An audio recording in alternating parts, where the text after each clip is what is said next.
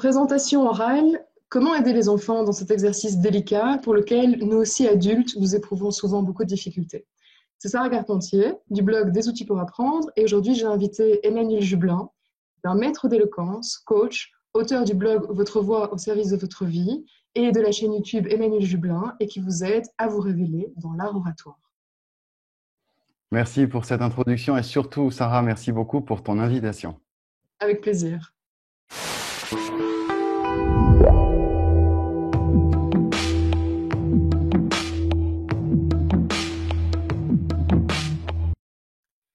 En tant que parents, c'est vrai que nous éprouvons souvent de la frustration quand nous voulons aider au mieux notre enfant parce que nous manquons souvent d'outils concrets pour le faire. Et ceci est d'autant plus vrai quand notre enfant doit préparer son premier exposé oral, qu'il a besoin de repères, alors que nous-mêmes, en tant qu'adultes, souvent nous sommes confrontés déjà à la peur, aux incertitudes, quand nous-mêmes, en tant qu'adultes, nous devons nous exprimer devant un auditoire ou par exemple lors d'un entretien d'embauche. Alors, je pense qu'il y a beaucoup de questions que les parents se posent, donc des choses qu'ils ont envie, des outils qu'ils ont envie d'avoir pour aider leur enfant. Donc, la première question que j'aurais pour toi, Emmanuel, c'est finalement le premier obstacle pour la prise de parole chez les enfants et les adolescents, c'est surtout la peur du jugement. Donc, les auditoires ne sont Mhm. pas toujours bienveillants, d'autant plus quand il s'agit d'enfants et d'adolescents. Donc, est-ce que tu as des techniques pour aider un enfant qui doit faire un exposé oral à se lancer dans l'exposé et à combattre le trac? Alors déjà, super parce que tu rentres dans le vif du sujet et ce qui est, je vais envie de dire, le nerf de la guerre en fait. À l'intérieur de ce phénomène qui est dépasser la peur de s'exprimer, quand on est enfant, ado, qu'on prépare ses premiers exposés, qu'on est en train de préparer aussi les oraux, les professeurs peuvent pas, dans l'organisation, faire des entretiens one-to-one qui seraient dans l'idéal. Pour un aspect, c'est d'être libre de la crainte du jugement des camarades de classe. En même temps, si c'était directement face à un prof, il y aurait un autre phénomène, c'est un autre stress, c'est celui d'être devant l'adulte. Donc Bien en sûr. fait, il n'y a pas de solution miracle, il faut s'entraîner et j'ai envie de dire que le faire devant la classe, au final, ça peut être une opportunité pour déjà, à l'âge enfant, ado, se, se familiariser avec ça et gagner ce que j'aime appeler des heures de vol. Les heures de vol du pilote, tu sais, ton carnet de Oui, bord, tu dois je faire connais des bien. milliers d'heures pour être autorisé à être au-dessus des têtes de milliers de personnes dans le ciel. Les heures de vol, elles se calculent dans la partie entraînement et aussi le nombre de fois où tu vas oser lever la main. Je pense à un coach assez inspirant que moi j'apprécie beaucoup depuis des années qui s'appelle David Laroche. C'est un ancien timide. C'est un gars qui était complètement inhibé quand il était lycéen. Et un jour, il a commencé un peu à se questionner. Il s'est dit, je vais commencer par faire la chose que je peux faire, c'est lever la main, poser des questions, participer, même si je suis à côté de la plaque. Ses potes, évidemment, lui ont dit, mais qu'est-ce qui t'arrive? Hmm. Il est passé pour le bolos de service. Et en fait, il a commencer à gagner comme ça ses premiers galons de lui à lui, en fait, de se dire, Ok. je vais intervenir. Étape par étape. Étape par étape, la première, c'est ça. Alors, il y a une chose, c'est que ça peut être clivant dans la classe. Euh, la jeune fille, le jeune homme va se retrouver un petit peu à passer pour peut-être l'intello de service. Oui, OK. c'est un risque. À un moment, tu dois te dire, quand tu as l'âge de la scolarité, pour qui je le fais? Est-ce que je le fais pour mon moi du futur, c'est ce que je recommande, ou je le fais pour continuer à être dans l'acceptation sociale d'être dans la masse? Effectivement, Donc, il y a une l'instant question présent. de, dans l'instant présent, qu'est-ce que tu fais? Tu construis ton avenir. Ça, c'est une remarque générique, mais ça peut commencer par là, très pratique, c'est poser des questions. Il y a des profs qui vont bien le vivre, d'autres pas, mais continue à le faire. C'est la recommandation que je fais, moi, à toutes les personnes que je coach, les adultes, de leur dire intervenez en réunion, osez passer le coup de fil qui vous fait un peu peur, mais évidemment, faut se préparer. Donc, la deuxième chose que j'aimerais te suggérer comme réponse à ta question, Sarah, et ça, je parle aux parents comme aux enfants, j'appelle ça la TVAV. La TVAV, c'est en fait la taxe sur la valeur ajoutée vocale. Ok, ok. Alors, je ne sais pas dans ton périmètre géographique si toi aussi tu as une TVA à 20%. Oui, Euh, ok, tant mieux. Le 20%, il est pratique. On n'est pas dans celui de la restauration, on est celui vraiment de la TVA plus classique des biens échangés. Mhm. Imagine que le jeune garçon, la jeune fille prépare pendant 5 heures son exposé. Il a fait vraiment un truc super déter, il a bossé son truc. C'est déjà pas mal, ça. Les parents sont Hein, contents, je pense. Si l'enfant prépare déjà pendant 5 heures, je pense qu'ils seront aux anges. Bon, en c'est fait, bien, je mets la barre assez haut, mais en même temps, c'est pour le confort du calcul. bien sûr. Tu imagines que ces 5 heures, tu vas aller sélectionner 20% de ces 5 heures, donc 1 heure consacrée rien qu'au fait de dire à l'oral toutes les idées que tu as écrites. Ok. T'entraîner, la pause pipi, tu arrêtes ton minuteur et tu reviens, tu rallumes, tu es allé boire un petit verre, tu arrêtes pour être vraiment dans l'heure totale d'entraînement. En étant assis, en étant debout, surtout debout parce que ça va être quand même debout qu'on va faire l'oral, mais Ouais. aussi assis parce qu'il y a des fois des oraux, des examens oraux, ils se font assis face aux quelques professeurs ou à l'enseignant, l'enseignante qui est devant. Donc, être dans les moindres détails de l'entraînement. Ok. Tenir un truc à la main, ça peut aider.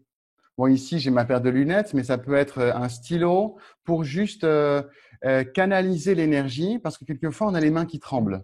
Oui, tout à fait. Et canaliser aussi son énergie, son attention, avoir les mains occupées, effectivement, ça peut relaxer aussi. Quand tu disais, excuse-moi, je t'interromps, quand tu disais préparer son intervention, alors personnellement, bon, c'est vrai que moi j'ai souvent dû faire des interventions devant des grands amphis avec pas mal de scientifiques qui venaient juger de mes résultats de recherche. Mhm. Et mon superviseur de thèse me disait souvent finalement que les 2 premières minutes de l'exposé, je devais les connaître par cœur, sur le bout des doigts, parce que quelque part, c'était ces 2 premières minutes qui allaient me donner la confiance que pour effectivement que le reste coule finalement de source. Que si les 2 premières minutes n'étaient pas connues, finalement, on commence assez rapidement à bafouiller et ça Mhm. enlève beaucoup de confiance en soi assez rapidement et le reste de l'exposé risque d'être plus compliqué. Qu'en penses-tu par rapport à J'en ces... pense du bien. C'est complètement ça, Sarah. On est un peu dans la dynamique du pitch. Tu sais, quand Mhm. et ils le vivront. Il y a des personnes dans les personnes qui écoutent et des parents d'enfants qui lanceront leur entreprise dans les années qui viennent. À un moment, ils devront présenter leur projet, leurs produits. À un moment, ils feront une levée de fonds ou ils présenteront pour un projet start-up devant des investisseurs. Il faudra qu'ils soient performants en un temps MP3 vraiment compressé.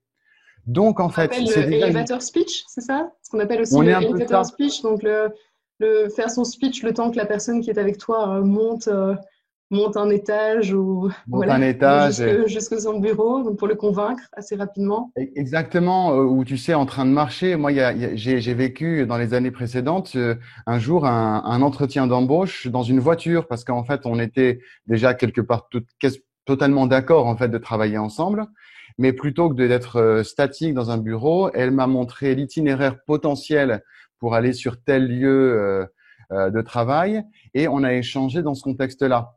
Bon, c'était bien que j'avais toutes mes idées de prête, que je Oui, savais où aller parce que j'étais dans un lieu assez insolite quelque part pour vivre tout un à fait. entretien.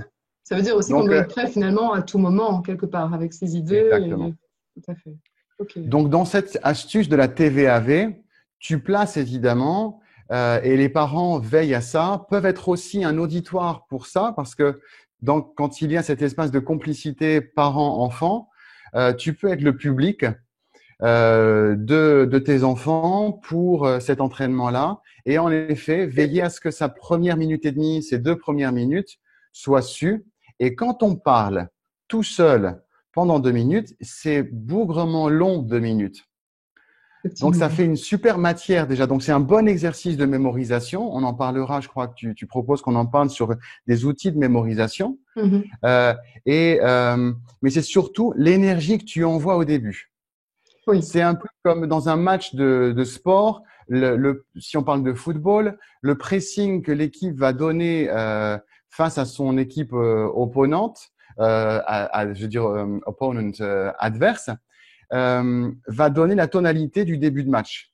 Oui, surtout qu'on est souvent jugé effectivement sur le début de son exposé plutôt que sur la fin. Donc si au début, j'imagine même en tant qu'adulte, quand on commence un exposé et qu'on commence directement à bafouiller, à chercher ses idées, à hésiter, à trembler, mais directement le ton est donné finalement et l'auditoire qui, encore une fois, qu'il soit bienveillant ou non, c'est vrai qu'il va avoir déjà une certaine image de nous aussi avec ces 2 premières minutes. Donc il est clair que c'est Alors, comme pour le pitch lors d'un entretien, si les idées ne sont pas claires et que finalement le début commence mal, c'est vrai que la personne qu'on a en face de soi se dit, oh là là, ça commence déjà bien. c'est ça. En fait, j'ai envie de te citer deux choses. Il y a un adage que je trouve juste fantastique, qui est plein de bon sens. C'est: il n'est jamais donné deux fois l'occasion de faire une bonne première impression. Oui. Alors, c'est un super challenge. Il faut pas que ce soit stressant. Il Mhm. faut juste que ce soit stimulant. Oui, Pourquoi stressant? Parce qu'il se peut que tu te plantes la première fois, mais ce sera la première impression du jour. Faut pas se dire que ça y est, si une fois dans un oral je me suis planté, mon prof, mes collègues de classe auront bien sûr. définitivement une impression biaisée de moi. Mais quand tu es dans la situation, la première impression, elle est donnée dans les quelques premières secondes. On parle des 2 minutes, mais à l'intérieur de ces 2 minutes, c'est les 15-20 premières secondes dans lesquelles il faut être à son maxi d'énergie. Tout Et à la fait. deuxième chose que j'ai envie de citer, c'est Johnny Hallyday. Quand il y a quelques années, il a quitté ce monde, beaucoup de personnes ont cité leurs anecdotes en étant proches de cet artiste. Et l'une des anecdotes qui a été beaucoup dite, c'est le conseil qu'il a reçu au début de sa carrière: réussis tes entrées, réussis tes sorties, et au milieu, fais le job. Oui. Et c'est complètement ça, parce que en fait, quand tu présentes en public, je vais te donner une idée pourquoi je parle d'artiste, parce que c'est mon métier premier, celui d'artiste musicien. Je suis chanteur, c'est ce qui m'a donné l'envie de partager cette amitié, même cet amour pour la voix. Mhm. Et quand je donne à mes élèves musiciens ces conseils, c'est: les gens, quand ils sont en train de t'écouter, ils sont dans une rêverie. Ils ouvrent des fenêtres dans leur tête avec les mots que tu emploies pour le Mhm. partie orale, mais pour la musique, c'est pareil. Et en fait, ils rentrent plus facilement avec toi en communication parce que ton entrée est assurée, elle est aboutie. Et à la fin, l'accord, les dernières notes, tout d'un coup, la personne, elle se rééveille de sa rêverie et là, elle fait clap, clap, clap, clap. Et c'est très, très marquant quand on est évalué, pour avoir fait beaucoup de jurys oraux dans l'enseignement secondaire et aussi dans le contexte musical, de concours. À chaque fois, moi, j'avais un effort pour moi d'être présent dans l'ensemble de l'écoute et de ne pas uniquement me fier à ma première impression et ma dernière impression en tant que jury. Mais tout le monde a cette subjectivité de s'accrocher à ces deux parenthèses. Tu sais, un peu comme les crochets en mathématiques qui ouvrent quand on Tout à fait fait. des exercices de priorité. C'est le début et la fin de l'exercice qui sont Tout à fait. en, en empreinte. Oui, et là, je rebondis sur quelque chose que tu dis, parce que c'est vrai qu'en pédagogie, bon, évidemment, le cerveau, encore une fois, ne peut pas se concentrer de toute façon pendant de longues périodes. Et il est clair que les pédagogues connaissent ce qu'on appelle la technique de l'hameçonnage pédagogique. C'est-à-dire, ils savent que le cerveau va, par exemple, se concentrer pendant peut-être 10 minutes, un quart d'heure maximum. Mais au bout d'un quart d'heure, il y a effectivement des autres systèmes neuronaux qui vont se mettre en activité par défaut. Et donc, c'est ce dont tu parlais, les rêveries, les souvenirs aussi qui vont arriver à la mémoire simplement parce que quelque chose qui va être dit va rappeler à l'enfant, rappeler à l'adolescent quelque chose. Et donc, en fait, quelque part, il faut que l'enfant puisse combattre tous ces parasites, combattre tous ces systèmes neuronaux par défaut pour se refocaliser sur ce qui est dit. Et donc, les Mhm. pédagogues disent à chaque fois, au début des 10 minutes ou des 15 minutes, il faut vraiment une accroche pour que le cerveau soit attentif. Par exemple, une accroche, ça peut être une anecdote, ça peut être une émotion, ça peut être quelque chose qui va vraiment capter l'attention de l'apprenant. Ensuite, Mhm. il va écouter l'explication qui en déduit. Donc, vraiment, là, c'est le moment où le professeur peut expliquer son exposé. Et ensuite, à nouveau, il faut retrouver une accroche, retrouver un hameçon pédagogique pour que l'enfant soit à nouveau attentif. Donc, ça veut dire qu'effectivement, si en plus de ça, mais là, effectivement, c'était par rapport à la structuration de l'exposé plutôt. Mhm. Si l'enfant qui fait son exposé oral déjà a une très bonne accroche au début, qu'en plus il connaît bien, il peut faire une première bonne impression et qu'en plus de ça, il peut capter l'attention. Ensuite, par la suite, il faut aussi penser effectivement à la fin, mais aussi à ce qu'il y a entre les deux. Comme tu disais, il faut faire le job entre l'accroche du début et la chute de fin. Tout à fait. Alors là, à l'intérieur, il y a quelques astuces. Déjà, pour rebondir sur ton hameçonnage, qui est très très juste, il y a une chose, alors c'est des choses qui existent dans le monde adulte, et moi je parle à tes ados qui vont écouter, ou les parents des ados des élèves, mais je leur parle comme dans 10, 15 ans, suivant leur âge, où ils vont être dans de l'autre côté de la barrière de corail que représentent les diplômes, les études, et quand ils sont dans le grand bain de la vie active. Il y a une technique de communication que je trouve très judicieuse et surtout adaptable à tellement de situations. C'est le cercle d'or. On appelle ça the golden circle de Simon Sinek, qu'on trouve sur Internet. Et il recommande de communiquer toujours par 3 cercles concentriques. Le premier étant le pourquoi, le comment et enfin à l'intérieur le quoi. Alors, ça peut être vu dans un autre sens, pourquoi, comment, quoi, peu importe en réalité, mais tu commences par le pourquoi. Donc, Pour, pourquoi par exemple, devriez-vous m'écouter? Pourquoi ceci est-il important? C'est cela? pourquoi j'ai choisi ce sujet. Hmm.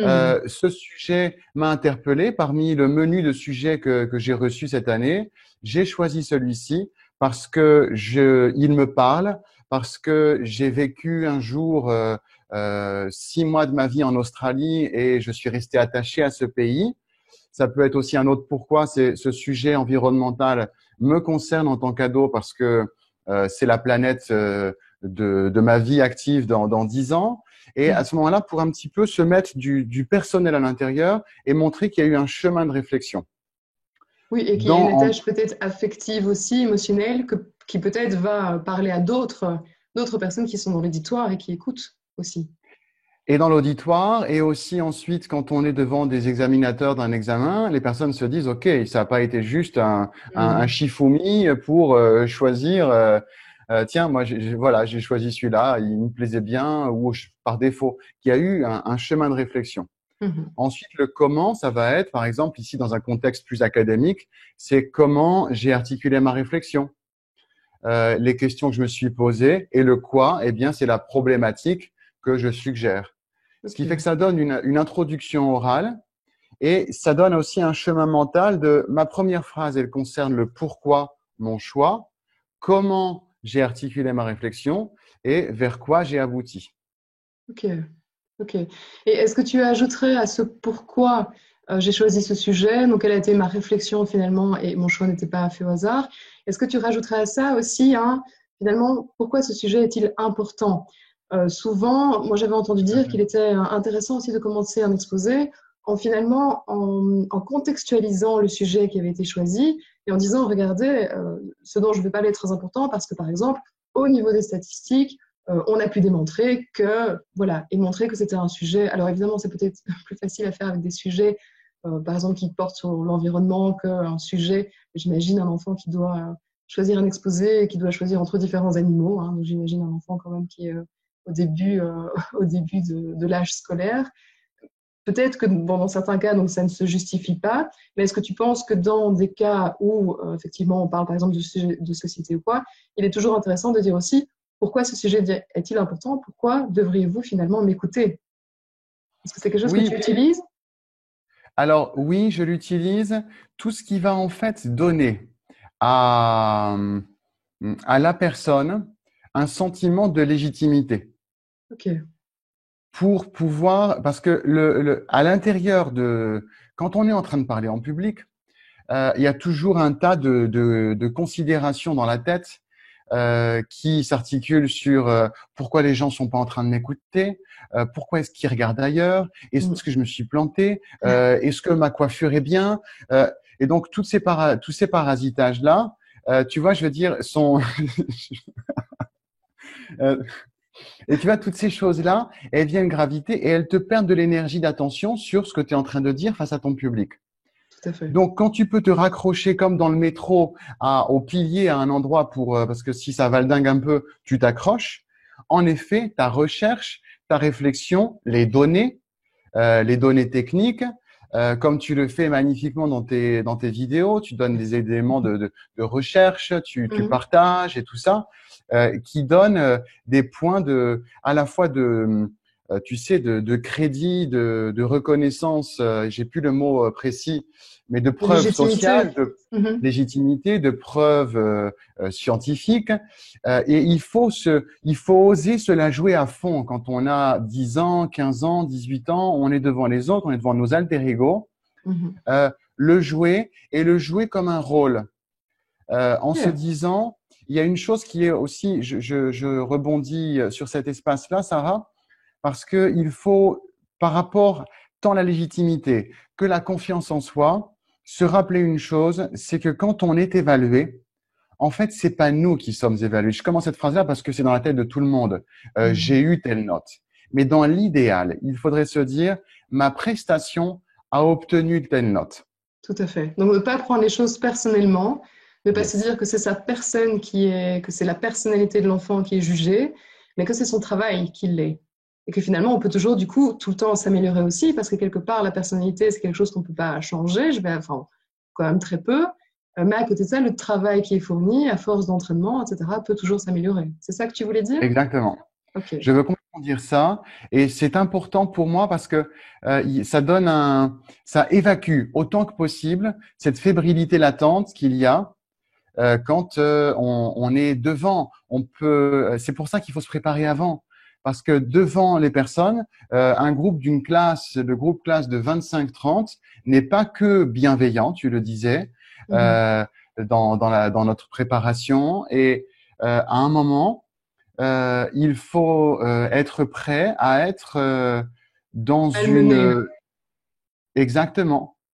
Et donc cette connexion à soi est super importante de se dire j'y vais, et de toute façon, même si c'est moi qui y vais, c'est ce que j'ai fait qui est apprécié à sa valeur que je me disais, pardon pour le coup sur le micro, à la valeur que j'espérais être entendue Oui.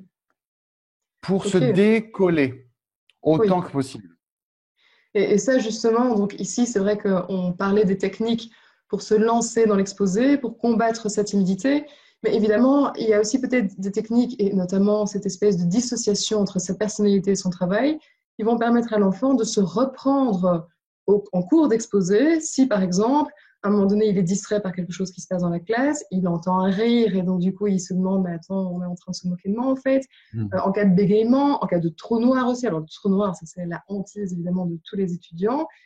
Donc là aussi, c'est une façon quelque part de se dire, ok, il y a eu un rire, il y a eu quelque chose, mais c'est pas forcément par rapport à moi, c'est pas forcément même par rapport à mon travail. Et puis, de toute façon, voilà, je suis qui je suis, et à côté de ça, il y a le travail que j'ai fourni aujourd'hui, qui sera moins bon que demain et moins bon que le surlendemain, par exemple. Est-ce que tu as, Exactement. est-ce que tu as d'autres techniques? Donc, si par exemple un enfant commence très bien son exposé oral, qu'il est à l'aise, qu'il connaît les 2 premières minutes de son exposé, et ensuite, par la suite, peut-être par fatigue, à un moment donné aussi parce que quelque part, Par voilà, chute un on peu donne beaucoup d'énergie. d'énergie au début de l'exposé, et Mhm. après on commence petit à petit à fatiguer aussi, hein, même en tant qu'adulte.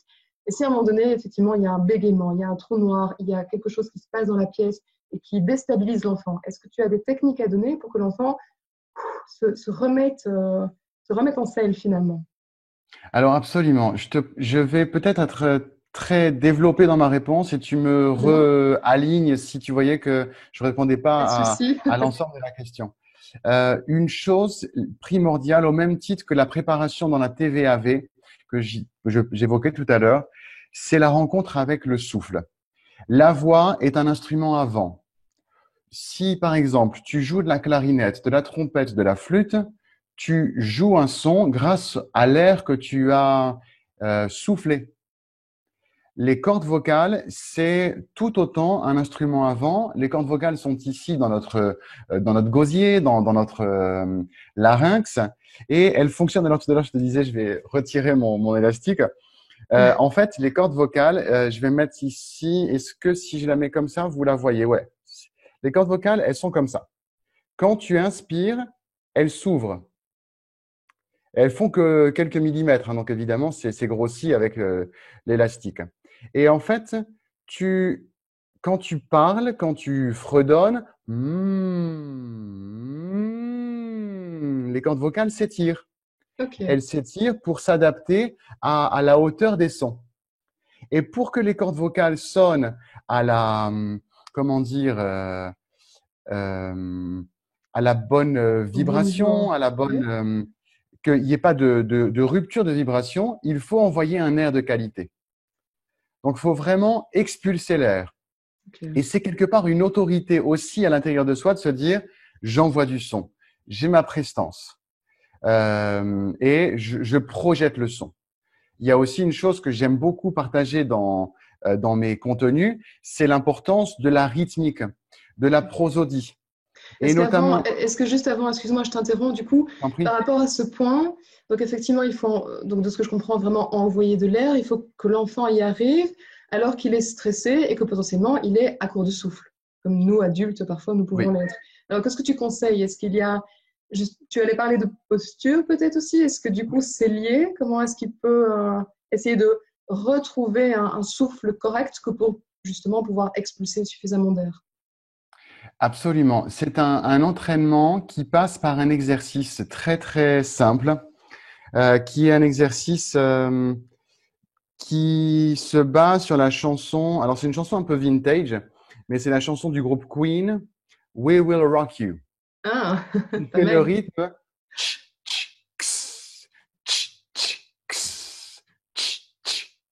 mais tu le fais, je vais me mettre debout. Donc ici, vous allez voir juste, tu le fais en fait de manière à faire envoyer vers l'avant. Donc c'est important d'avoir comment dire, une ceinture qui permette que tu sentes la limitation physique vers laquelle ton ventre pousse. Ok. Je vais maintenant mettre de Hmm. profil. On le voit aussi ici. Donc, c'est Ok. une poussée vers l'extérieur. Cet exercice-là, faut le faire juste maxi 30 secondes à la fois. Ok. Parce que si tu le fais plus que 30 secondes à la fois, ça peut créer une sorte d'étourdissement, Ok. d'hyperventilation. D'accord? Alors, parenthèse, je remets, mais mon coiffeur n'a pas repris le travail après le confinement. Et donc, voilà, je suis fidèle à mon coiffeur et mes cheveux ont poussé. Pas de Maintenant, souci. j'ai mon outil pédagogique élastique constamment sur moi et ça, c'est cool. C'est bien, c'est pratique. Très bien. Et donc cet Alors, exercice-là, c'est quelque chose que l'enfant, parce que c'est quelque chose pour lequel l'enfant peut s'entraîner chez lui aussi, je comprends, mais est-ce que c'est quelque chose vraiment qu'il peut mettre en exercice, genre en 2 secondes, pour se reprendre dans son yes. exposé? Alors, l'avantage, c'est que tu le fais le plus souvent possible. Jeune fille, jeune homme qui nous regarde et les parents, veillez-y. À le faire souvent dans la journée pour qu'il y ait, tu vois, une rencontre, de se dire, OK, quand je parle, parce que dans l'idéal, c'est que ce geste-là, cette poussée du ventre, elle soit en fait une sorte de pacte euh, ad aeternam. À partir du Oui. moment où tu as rencontré cet exercice-là, tu le fais. Et Ok. tu soutiens à chaque moment où tu veux donner de l'impact, où tu veux reprendre la main sur ton discours. Et il y a un Ok. truc génial pour que, donc déjà, tu t'entraînes à le faire dans ta journée. Tu Mhm. t'entraînes dans les 2 minutes qui sont avant, parce que tu es allé aux toilettes pour te mettre de l'eau sur le visage ou juste aussi, je vais être trivial, mais pour aussi aller évacuer, parce qu'on pense mieux quand on est allé faire pipi. C'est sûr. Parce qu'il y a rien de pire que tu es dans un oral de 10 minutes et au bout de 5 minutes, tu as déjà envie d'aller uriner. Oui, Ça te met à côté de tes pompes. c'est Donc, sûr. c'est, Les et besoins quand on est aux physiologiques, en toilettes, général, le corps va commencer par suivre ses besoins physiologiques avant de faire un exposé sur la Deuxième Guerre mondiale, quoi. C'est sûr. voilà, exactement. Donc, je suis un peu prosaïque, mais c'est Non, une mais nécessité. c'est normal, bien Et sûr. l'avantage, c'est que tu es allé marcher un petit peu, tu t'es un peu tonifié, au besoin, tu as fait quelques petits sauts, tu vois, pour un peu élever le métabolisme, parce que c'est vraiment une Mhm. affaire de métabolisme, le fait de s'exprimer en public. Faut jouer un rôle non naturel, comme surnaturel au sens pas du tout Superman, mais dans le sens que quand même, quand tu te mets à parler en public, c'est un super pouvoir que tu t'autorises à employer et à développer. Donc c'est là où ça peut être vraiment un jeu de rôle super marrant à faire. Oui. Maintenant, tu me disais, comment est-ce qu'on fait quand tout d'un coup, on a eu un trou de mémoire, on a bégayé? Eh ben, tu reprends la main, en fait, sur la situation et tu le fais en faisant des gestes. Tout d'un coup, Ok. tu t'autorises à reprendre en disant, voilà, ce point est important. Premièrement, deuxièmement, troisièmement, c'est des gestes qui sont tout simples, mais qu'il faut s'entraîner à faire. Et c'est là aussi, je ramène à cet espace d'entraînement en famille, devant des potes. Et si les parents sont occupés et n'ont pas le temps, eh ben maintenant, les ados, vous le faites en visio, hein, tu es sur WhatsApp et tu demandes à des potes de t'écouter, tu peux vraiment le faire. Et si personne est dispo, tu disposes dans ton salon Mhm. des chaises, tu mets Hmm. des photos de vrais gens pour t'habituer à avoir des têtes à regarder Oui. et tu t'entraînes On à les balayer le imagine, regard on vers les là, imagine, vers là. excuse-moi, je t'interromps. Est-ce qu'on doit les imaginer tout nus aussi, comme on entend souvent, ou non? On va les laisser juste avec Alors, la photo. Alors, en fait, tu peux les imaginer dans une situation en train de prendre leur petit-déj aussi. Alors, soit tu les imagines en petite tenue et c'est rigolo parce que ça te dédramatise en disant, en fait, Voilà, les gens qui sont face à moi, ils sont des gens aussi, je veux dire, communs que moi-même. voilà. Et aussi, tu les imagines en train de se brosser les dents, en train de prendre leur petit-déj pour les désacraliser au sens que ils sont tout comme toi et moi. Et que même eux, quand eux-mêmes doivent faire un exposé, sans doute, ils n'emmènent pas large non plus, comme on dit. Voilà. Ok, très bien. Donc, ça peut être très goûteux parce qu'à ce moment-là, tu vas te rendre compte, l'élève se rend compte qu'il prend possession d'un média de communication, Oui. qui est sa propre voix, sa propre légitimité, sa propre autorité. Et à un moment, il faut regarder quand tu écoutes quelqu'un, une personnalité publique, que ce soit des entrepreneurs, des personnes qui sont dans la transmission de connaissances ou les personnalités publiques du monde politique, quand ils font bien leur job, eh bien, ils font des gestes. Quelquefois, tu vois des gestes un peu à l'ancienne en disant la relance, tout ça, ça c'est vraiment super vintage. Il y en a qui le font encore dans tous nos pays, mais il y en a d'autres qui sont dans le côté, voilà, un charismatisme incarné, posé, la tête bien droite évidemment. Tu as les épaules en arrière, pas en sens, tu sais, au garde à vous, hein, tu vois, mais dans le sens que parce qu'il y a une chose super importante, je pensais pas en parler, mais tout à l'heure, tu m'as plusieurs fois lancé sur la posture. Mhm. Il y a une recherche qui a été faite, je me souviens plus du nom, mais ça se trouve sur YouTube. C'est la posture physique. Je chercherai le lien pour qu'on le partage à nos amis qui écoutent. Merci. Mhm. Euh, Elle s'appelle Aileen Cady, je crois, mais je vérifierai. Elle a fait une recherche sur le lien qu'il y a dans la physiologie du corps avec la posture. Alors, comme toutes les études un peu révolutionnaires, elles sont décriées, mais moi, elle me plaît cette étude. Alors là, je suis très subjectif, l'empirisme total. C'est pas en tant que scientifique que je regarde ça. J'irai C'est plus, vérifier. voilà, c'est ça. Mais en fait, il a été observé que quand on se tient droit comme ça pendant 2 minutes, ou alors qu'on se tient comme ça pendant 2 minutes, la biochimie du corps dans la question des… je suis pas un spécialiste du corps humain, même si je suis un amoureux de cette magie du corps humain, il y a du côté de nos hormones une variation énorme entre le taux de testostérone dans le corps, dans l'homme ou la Mhm. femme, et le taux de cortisol. Ah, La cortisol, j'allais dire, oui, testostérone qui effectivement, le étant stress. Mhm. l'affirmation de soi, sa posture, le côté affirmé et bien en Hmm. soi pour la testostérone, et puis la partie cortisol qui est en effet, comme tu le nommes, l'hormone du stress. Ils sont nécessaires les deux. Hein. Sans cortisol, on ne vit pas, Tout à hein, parce fait, que c'est bien la sûr. cortisol qui On ne nous fait nous fuit pas. réveiller le matin. Tout à fait. Il y a une montée de ce taux-là, mais à un moment, s'il vient monter en flèche alors qu'on est en train de parler, ça craint. Oui, tout à fait. Donc, en Un trou fait, noir. ce qui est juste dingue, c'est qu'ils se sont, l'un des points de recherche, ils se sont dit que ils ont observé que les gens dans les Jeux paralympiques, qui sont dans la catégorie des gens malvoyants et totalement aveugles, quand ils gagnent une course, ils font ça. Et je veux pas être, je veux dire, inconvenant, mais les personnes aveugles de naissance n'ont jamais vu quelqu'un, donc il n'y a pas de mimétisme Oui, il possible. n'y a pas de C'est pas biais parce qu'ils ont possible. vu les autres Usain Bolt le faire que ça y est, ils mettent les mains comme ça. C'est Ok. donc une sorte d'exultation du corps Mhm. naturel que dans la victoire, tu mettes les mains comme ça. Ok. Donc, à un moment, on peut se dire qu'on va duper notre esprit et nous mettre biologiquement dans une situation de confiance en soi. Et en te disant ça, j'ai la chair de poule parce que c'est tellement puissant. Oui, c'est Enfin, la vrai, chair c'est de poule. vraiment assez révolutionnaire, effectivement. Et ça veut dire que quelque part, on peut tromper, oui, effectivement, la vigilance du cerveau en lui donnant des informations comme quoi on est dans le bien-être et finalement l'être. Exactement. C'est ça où je parle toujours de, tu sais, alors il y a cette phrase-là qui est un peu souvent prise de façon trop à la lettre, de fake it until you make it. Fais semblant jusqu'à ce que ce soit vrai. Mais là, c'est une situation dans laquelle on peut le faire. C'est Ouais. que physiquement, tu prennes le rôle, tu jouerais le rôle d'une James Bond girl, tu la jouerais à plein la caisse. Tout à fait, bien sûr, Tu rentrerais dans une pièce en étant sûr que tout le monde te regarde et t'es bien tranquille. sûr. Donc, ta posture, elle serait conquérante.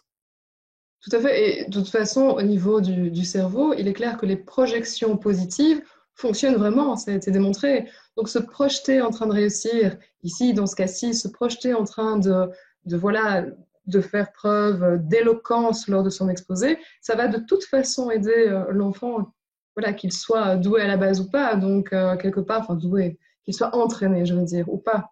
Donc, effectivement, de toute façon, les projections positives ne peuvent être que bénéfiques à son exposé. Donc, que Exactement. ça passe par la posture, que ça passe. Est-ce que tu ne penses pas aussi que la posture, quelque part, ça permet d'oxygéner plus facilement aussi le cerveau, si tu ouvres un peu plus les poumons, si tu. Par exemple, tu disais à un moment Assurément. donné, peut-être tenir un objet pour se focaliser son énergie sur cet objet. Est-ce que tu as des postures particulières, peut-être mettre les mains derrière le dos, mettre ses mains sur les hanches? Est-ce qu'il y a des postures particulières que les enfants et les ados peuvent utiliser et qui vont finalement les aider? Ou c'est vraiment ça, c'est voilà, de l'ordre de l'anecdotique et ce sera moins impactant pour l'exposé. Non, c'est très important, mais je pense que chacun peut trouver son langage corporel. Tout à fait. Voilà. Pour le trouver, il faut l'entraîner. Tu vas me dire, un des mots-clés de notre Oui, mais c'est échange, normal, bien c'est sûr. l'entraînement. Mais il Entraînement. y a un entraînement auquel j'aimerais te suggérer. Il Mhm, y en a deux, si tu me permets. bien sûr. Euh, Est-ce que tu connais le film Le discours d'un roi? Ça me dit quelque chose, mais je ne me souviens Il y a plus. un film, alors un peu lent, c'est peut-être pas le film d'action que qu'on aime Oui, regarder, oui. ou c'est un Je film vois. historique, hein, donc il faut Oui, un tout peu à fait. rentrer dedans. Avec C'est Colin l'histoire First, de, non? voilà. Voilà. Tu vois, c'est le film qui raconte l'histoire de ce roi George, le père de la reine actuelle, Elisabeth, et il était bègue, cet Qui homme. avait voilà, qui avait beaucoup de difficultés, justement, à se. Alors, le pauvre homme, c'est que s'il avait été roi 30 ans plus tôt, mais personne s'en serait rendu compte, mis à part sa cour rapprochée. Le problème, c'est qu'il arrive au moment de la radiophonie et il va être le premier roi de l'histoire, le premier souverain britannique de l'histoire à faire son discours du Nouvel An à la BBC, s'il te plaît. Wow. Et C'est cet vraiment homme va aller voir l'épreuve du feu.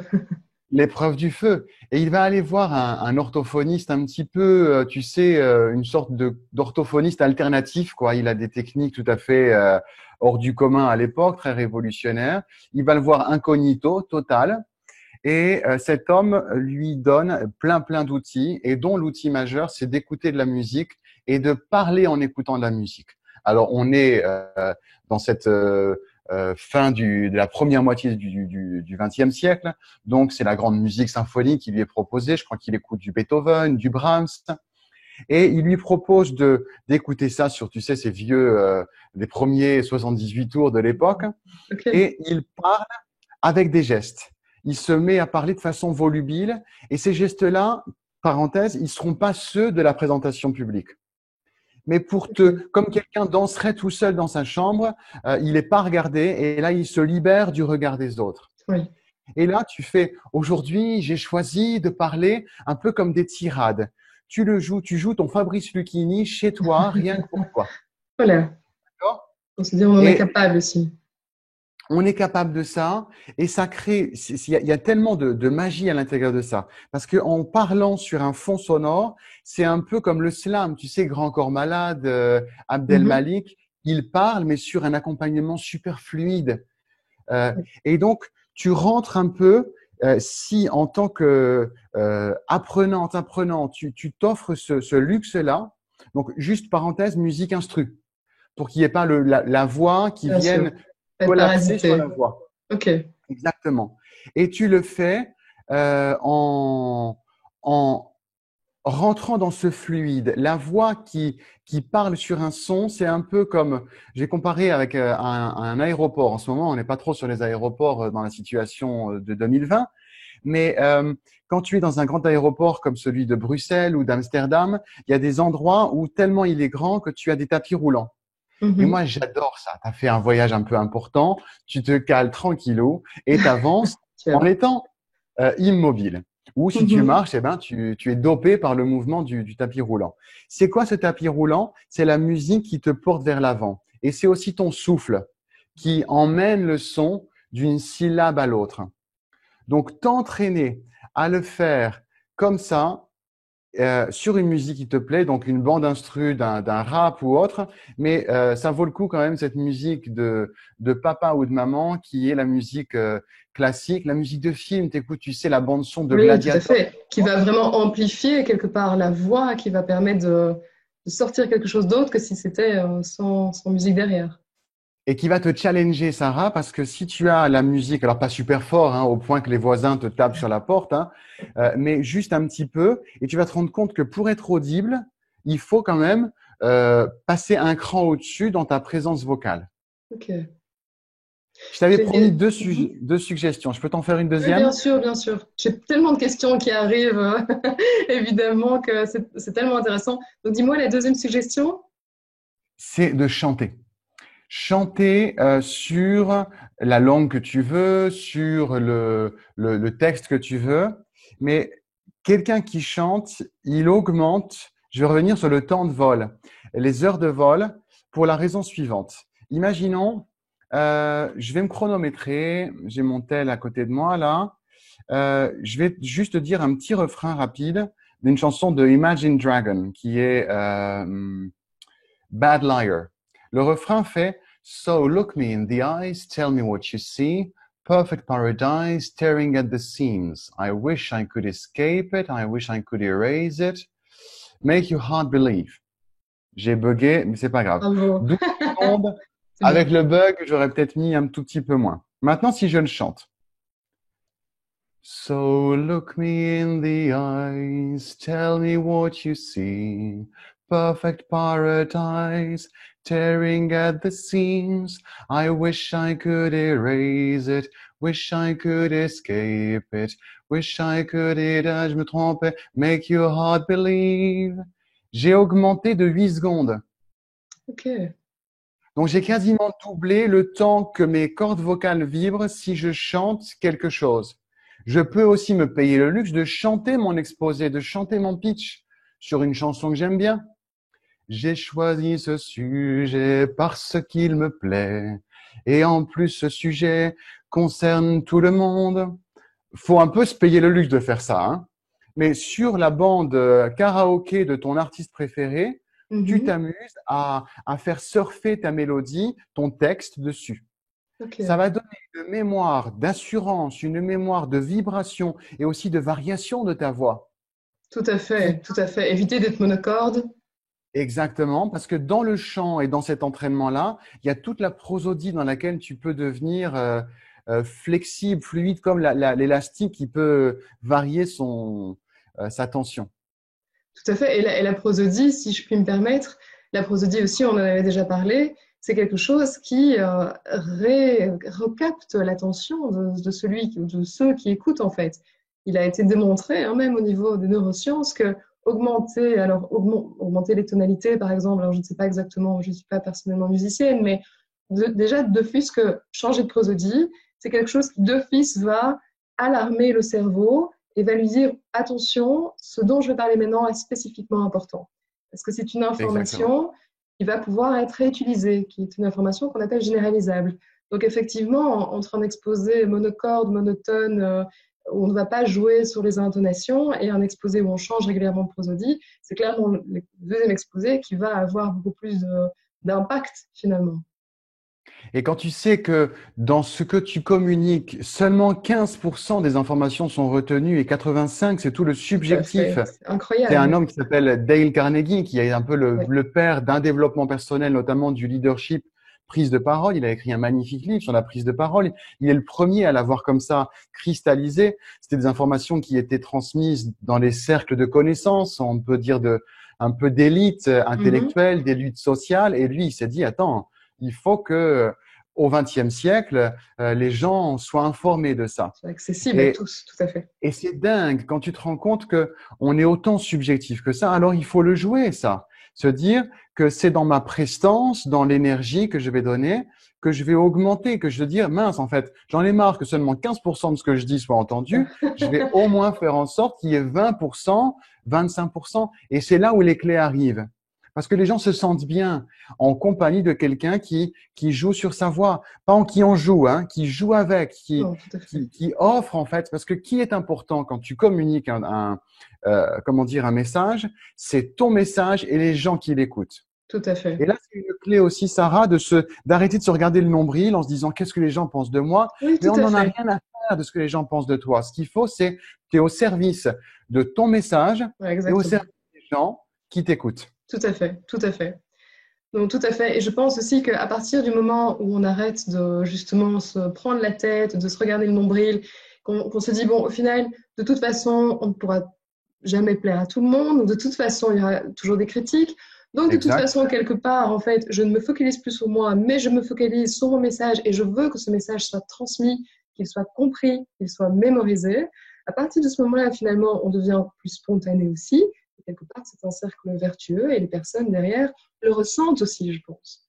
Ça, c'est quelque chose Exactement. quand même. Et alors, je voulais juste te poser une question. Donc, on a parlé à la fois de gestuel, on a parlé de posture, on a parlé de chant, de la façon d'amplifier aussi l'information quelque part grâce à sa voix. Est-ce que tu conseiller en même temps, il faut que ça plaise à l'enfant, mais est-ce que par exemple des activités telles que le théâtre, telles que l'improvisation, ou d'autres activités peut-être qui demandent des travaux de groupe dans lesquels évidemment là il faut faire déjà l'exercice de présenter, de se présenter, de présenter son message. Est-ce que ce sont des activités qui vraiment peuvent aider les enfants et les adolescents? Mais totalement. Il y a tout ce qui est artistique, la danse, le sport aussi. La On danse va dire aussi? toutes ces activités périscolaires Ok. ou d'expression, d'implication du corps et aussi de la communication. Il y a des fois, les gens sont surpris parce que je suis du monde artistique, la prise de parole, et je parle souvent comme un peu par gratitude aussi pour le sport, tout ce qu'il apporte en termes de valeur, en termes de Mhm. communication. Quand tu es sur un terrain de foot, de rugby, de hand, il faut savoir communiquer d'un bout à l'autre du terrain. Et quand tu as Ok. vraiment l'énergie physique galvanisée, ça apprend aussi à envoyer la voix. Bien sûr, le théâtre pour l'amour du son, l'amour des mots. Il y a 20 ans et quelques, je résidais en Angleterre. Non, il y a plus. Non, non, s'il y a plus longtemps, Emmanuel. Et j'avais un lien d'amitié avec un monsieur qui chantait dans une chorale. J'étais passionné de chorale parce que c'est un de mes métiers. Je dirige des chorales. Et il m'avait dit, Emmanuel, tu veux être musicien, alors tu dois tomber en amour avec les words. C'est Hmm. les mots qui doivent être ton, ton, Repère. ton moteur. C'est pas la Hmm. musique, c'est pas tu sais la célébrité, c'est pas. Oui, évidemment, c'est agréable d'être applaudi, c'est agréable d'avoir des disques qui sont vendus, tout ça, ok. Euh, mais en fait, ce qui va faire que tu vas être musicien toute ta vie, c'est d'être au service des mots. Et j'avais 21 ans. C'est juste énorme ce qu'il m'a dit ça, ce qu'il m'a dit ce jour-là, le monsieur, parce que c'est vrai que quand on fait du théâtre ou du chant, ça demande évidemment de d'oser le truc. Tu parles, tu es sur scène, tu es costumé. Oui. Et en fait, ce qui va faire que tu dures dans cette activité-là, c'est l'amitié que tu as pour les mots, pour les idées, pour l'œuvre qui est faite. Pour le Et message donc, finalement. pour le message. Et ça peut aussi réconcilier des ados avec leur présence corporelle, qui n'est pas évidente. Euh, c'est dingue ce qu'on demande à des ados, d'être devant des autres. Donc la Oui. tenue vestimentaire, j'ai oublié d'en parler tout à l'heure par rapport à la préparation. C'est important d'être vraiment à l'aise avec la tenue qu'on porte. que les filles se sentent jolies, prestantes, mais qu'elles ne sentent pas les garçons avec un regard qui va être trop, je veux dire, Stressant. euh, oppressant Oui, et, elle se et d'une focalise. nature qui n'est pas nécessaire dans l'instant en question, sans pour autant mettre le vêtement qui va juste faire le grand sac à patates sur soi. Hein, Oui. mais tu Et vois, qu'on l'idée soit à de dire, l'aise de manière générale. je suis à l'aise, je m'autorise une élégance. Les garçons aussi, par exemple, de porter une chemise une fois par an le jour où tu fais un oral, c'est vachement appréciable. Et de s'être, voilà, de se mettre au sommet de soi aussi sur la partie, tu vois, de Apparence. visuelle apparence, comme Oui. aujourd'hui. Tu nous offres un magnifique décor avec les fleurs et puis ton fond. Tu es là devant nous et c'est super important parce que ça fait partie de ce jeu à faire. Le Oui, et chant, tout puis, à l'heure, tu parlais, pardon. oui, pas de souci. Je voulais juste dire, quelque part, c'est presque par rapport aussi au fait de, autant on arrête de se concentrer sur soi et on se concentre sur le fait de transmettre un message, ce qui est finalement très respectueux vis-à-vis de l'auditoire, autant là aussi, l'apparence joue dans ce respect de l'autre. Et alors, je voudrais juste ajouter quelque chose par rapport à l'anecdote que tu expliquais par rapport à cet amour des mots. Alors, évidemment, moi, c'est dans un autre registre parce que moi, je ne fais pas partie du monde artistique, je fais partie du monde scientifique. Mais Mhm. l'amour des mots était très important aussi. Et encore une fois, je me souviens de mon superviseur de thèse qui me disait, Sarah, les mots sont tellement importants que, d'autant plus dans un article scientifique, un mot, c'est une idée. Et en français, tu connais la richesse du vocabulaire de la langue française. Il est clair qu'on a beaucoup de synonymes voilà, pour un mot. Et il me disait vraiment, il faut toujours choisir le bon mot. Et en anglais, c'était vrai aussi. On écrit des articles en anglais. Mais vraiment, c'est cet amour des mots, ce choix des mots, c'est aussi une façon de respecter l'autre, c'est une façon de respecter son auditoire parce que on essaie de lui transmettre un message qui soit le plus juste possible. Et Mhm. voilà, je voulais juste ajouter par rapport à ton anecdote que je trouvais en parallèle avec la mienne. C'est pas le même monde, mais voilà. Mais oui, c'est le côté, tu sais, pour surfer sur cette idée du monde scientifique, il y a dans le monde scientifique, on parle en anglais de ce dicton qui dit publish or perish. Perish. Oui, Alors, c'est super cash, mais tu te dis qu'à un c'est moment dans vrai. ta vie d'ado, d'enfant et puis ensuite d'adulte, à un moment, c'est speak or be forgotten. Oui, tout à fait. Donc, il y a un J'imagine la moment, chair de poule. si tu vas être oublié à un C'est moment, vrai. si tu dis pas, il y aura quelqu'un de moins qualifié que toi qui va Tout à parler à ta fait. Tout place, à et fait. là, tu auras les boules. Tout à fait. Et Et il c'est y a dès maintenant tellement à savoir. d'ados vraiment qui sont tellement doués, qui ont quelque chose à partager, ou d'enfants qui ont quelque chose à partager, mais qui sont bloqués par tellement d'autres choses, alors que peut-être d'autres qui ont moins de choses à partager, simplement de par leur aisance, le fait que justement ils dédramatisent la situation, qu'ils se détachent du regard des autres, y arrivent finalement beaucoup mieux, quoi. Il y a une chose que j'ai pensé, que c'est la première fois que je pense à donner ça dans une interaction avec toi, là, aujourd'hui, en interview. Il y Mhm. a tous les aspects, on va dire, périscolaires, sport, culture. Mais il y a aussi quand on est ado, même enfant, on va dire, avec la complicité des parents, c'est oser s'investir dans des associations, dans un projet caritatif, enfin caritatif ou autre, mais Mhm. quand il y a tout d'un coup une manifestation vers des personnes, une action à mener de collecte alimentaire, collecte de vêtements, de fournitures scolaires, et que on est amené en étant ado à passer des coups de fil pour dire voilà bonjour, je vous appelle, j'aimerais parler avec le responsable de Mhm. Carrefour. Tout à Je fais fait. partie de l'association, soit une association de lycéens, soit une association d'adultes dans laquelle on peut être présent en étant coopté par des adultes.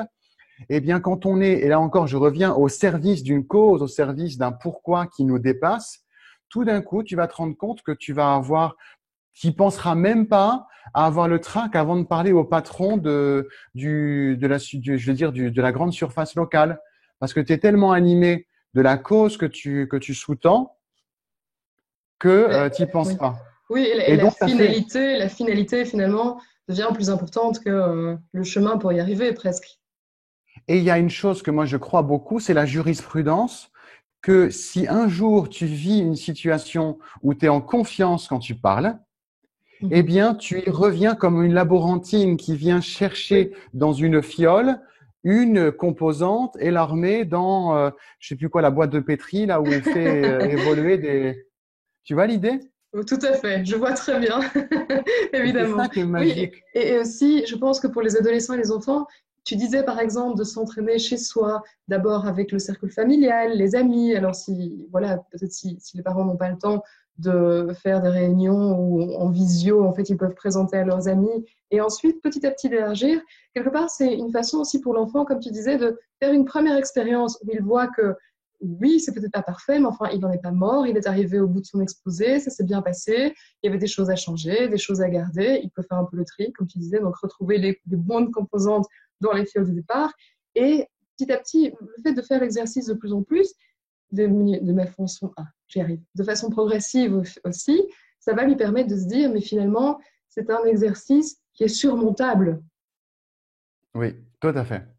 Et c'est surmontable. Et il y a une chose que tu m'offres de dire, c'est que rien n'est inné dans ce qu'on est en train d'évoquer depuis le début. Bien sûr. Euh, la présence vocale se gagne par l'entraînement, par le fait de chanter, parce que c'est comme une érosion naturelle, une sorte de, tu sais, tu mettrais une pierre, on commence la vie avec une voix qui est la nôtre, mais quand on Mhm. sent le besoin de la faire évoluer, on imagine que c'est une pierre un petit peu à l'état brut. Imagine que ta pierre, tu la poses et tu la fixes dans un torrent et tu reviens 2 ans plus tard, 3 ans plus tard, 4 ans plus tard, eh bien, tu vas avoir l'eau qui va avoir poli, qui aura arrondi et qui aura donné un côté beaucoup plus attrayant à cette pierre. Alors, ça se fait certainement, les géologues qui nous écoutent vont s'amuser de m'entendre parler de 2 ans ou 5 ans. Là, chacun a ses limites. Mais en fait, il faut imaginer que quand chaque moment où tu consacres du temps à ta voix, tu la bonifies. Il y a aussi une chose, c'est qu'il faut s'autoriser à être extraverti situationnel. J'adore cette expression. Je trouve elle est super classe parce que en fait, moi, je suis un introverti. Si tu me donnes le choix entre présenter une chose à 500 personnes ou rester devant ma cheminée chez moi, mais il y a pas de choix Pas possible. C'est ma photo. cheminée. Et en fait, professionnellement, j'ai Bah décidé oui, d'être quelqu'un qui va vers les autres par la musique, par la communication, par le coaching, la formation, l'enseignement. Mais en fait, c'est ça qui me drive. Et tout à fait. donc, en situation de communication avec toi, évidemment, je vais mettre plus d'énergie que quand je suis en train de faire mes courses, plus d'énergie que quand je suis Bien dans une sûr, conversation simple avec mon frère, avec ma compagne. D'accord? bien sûr. Donc, s'autoriser à jouer ce rôle-là et se dire, ça n'est pas une fatalité. Si je suis plutôt réservé, si je suis plutôt timide, je vais m'offrir ce luxe d'être cet extraverti en situation. Et je choisis les moments où je déploie ce super pouvoir qu'est ma prise de parole à moi. Tout à fait. Et je voudrais ajouter aussi, par exemple, dans mon cas personnel, c'est vrai que moi j'étais plutôt une timide à l'école, une introvertie, donc c'était compliqué aussi de faire des exposés oraux. Mais par la suite, évidemment, quand voilà, on rentre dans le milieu de la recherche, on doit souvent exposer le résultat de nos expériences. Donc une fois par semaine minimum, il y avait un exposé où je devais présenter les résultats de la semaine. Et ensuite, c'était les résultats au mois. Ensuite, c'était tous les séminaires, les colloques, à l'international aussi, donc devant un parterre de personnes que je n'avais jamais vues et qui clairement étaient là quand même pour juger de la crédibilité de mes Mhm. résultats. Et en fait, quelque part, cet entraînement, je ne l'ai pas réalisé, mais maintenant que j'ai développé aussi une chaîne YouTube pour le blog, donc des outils pour apprendre, j'ai mis déjà beaucoup de temps à lancer les premières vidéos, mais une fois que je les ai lancées, je me suis dit, oh là là, ça va être compliqué, je vais beaucoup bégayer, je vais devoir souvent faire des coupures, et en fait, pas du tout. Donc le fait de s'être entraîné pendant si longtemps, ça a été quelque part, il y a quelque chose qui se fait chez l'enfant, l'adolescent, et puis le jeune adulte et l'adulte, hein, je ne considère plus comme une Mhm. jeune adulte, mais il y a vraiment quelque chose là qui s'installe, une aisance, une confiance, et encore une fois, c'est tellement génial cette idée de se dire, et finalement on se dit, ok, j'ai fait cet exercice, séminaire, colloque en Italie, n'importe, j'en suis pas morte, c'était peut-être pas parfait, mais c'était suffisamment bien, ça s'est bien passé, les gens ne sont Mhm. pas forcément là pour juger non plus, en tout cas pas sur ma personne, mais sur mon travail. Et quelque part, ben, finalement, on arrête de se focaliser sur soi, on arrête de se focaliser sur le fait qu'on est timide, introverti, etc. On se focalise juste sur le message qu'on a envie de donner aux gens. Et ça, quelque part aussi, Exactement. je voulais juste dire aux adolescents et aux enfants et aux parents qui évidemment nous écoutent, c'est de dire vraiment, c'est à force d'entraînement, par la suite, une fois arrivé adulte, on s'en sort quand même relativement bien, quoi. Donc il faut vraiment Exactement. pas. Ok. Et est-ce que tu as, mais non, je ne sais pas si tu voulais ajouter quelque chose. Moi, j'avais une question pour pas changer. Est-ce que par hasard, tu as des exercices sur tout ce qui est articulation, intonation? Donc, tu parlais de chanter. Est-ce que tu penses qu'il y a des, pour maintenir une rythmique, tu parlais de rythmique à un moment donné, peut-être on n'a pas creusé ce sujet-là, pour donner une rythmique à son exposé, est-ce que l'enfant peut chez lui s'entraîner par exemple à articuler d'une certaine façon, à appuyer sur certaines syllabes? Comment ça se passe? Il y a la prononciation. Moi, j'aime bien parler plus de prononciation que Ok, d'articulation parce qu'il y a le ok. côté de motricité et de d'énonciation vers l'avant. C'était il y a des années l'un de mes enseignants de l'art vocal qui m'ont donné qui m'a donné ce conseil-là Mhm. parce qu'il y a un côté statique quand je fais attention à mon articulation et quand je prononce, je suis plus dans le mouvement. Ok, Après ça, c'est quasiment une subtilité de langage, mais il y a un côté de projection vers l'avant et ok. aussi de rebond. Et c'est là, on est dans la prosodie, dans la phraséologie, de s'autoriser un rebond qu'on a perdu dans la langue française, où on a quelque chose qui est quand même très, très linéaire, monodique. Quand tu compares avec l'italien, l'espagnol, qui sont nos langues Oui, voisines latines, tellement plus quand je parle chantant. italien, j'ai buongiorno, ciao Sara, come stai? È un piacere di Hmm. sentire. J'ai un voyage différent. Mais par exemple, si je dis cette idée pour moi, elle est extrêmement importante parce que elle représente le fondement de la réflexion sociétale. Phrase pompeuse qui veut rien dire, mais quand je choisis de dire fondement sociétal, j'éveille l'écoute des personnes et aussi je signale aux personnes que ceci est un mot-clé. Ok. C'est comme dans notre aventure Internet, on signale à Google, ceci est un mot-clé Google. À ton Hmm. auditoire, tu dis voilà, fondement sociétal, la réflexion, c'est des mots qui doivent s'écrire comme dans un PowerPoint virtuel dans la tête des gens, en gros. Ok. Mais là, tu as appuyé sur l'ensemble du mot ou tu as appuyé sur le début du mot? J'ai l'impression que tu as appuyé à chaque fois sur le début des mots. Yes. Et en Ok. même temps, la suite du mot en bénéficie. Mais c'est un peu comme une gravure où avant on faisait des gravures sur une sorte de d'étain Mhm. et on appuyait et ensuite ça faisait un relief de l'autre côté. C'est les premières représentations, enfin c'est une des premières façons avant l'imprimerie, on pouvait comme ça communiquer une information visuelle. Et il y a cette côté où il y a un relief du trait sur la Ok. matière métal, il y aura un relief aussi. Ok. Donc vraiment appuyer sur le début des mots, ça peut vraiment aider Yes. à donner une rythmique aussi à certaines phrases et à les faire sortir quelque part de l'exposé en montrant que cette partie-là de l'exposé est importante. C'est cela?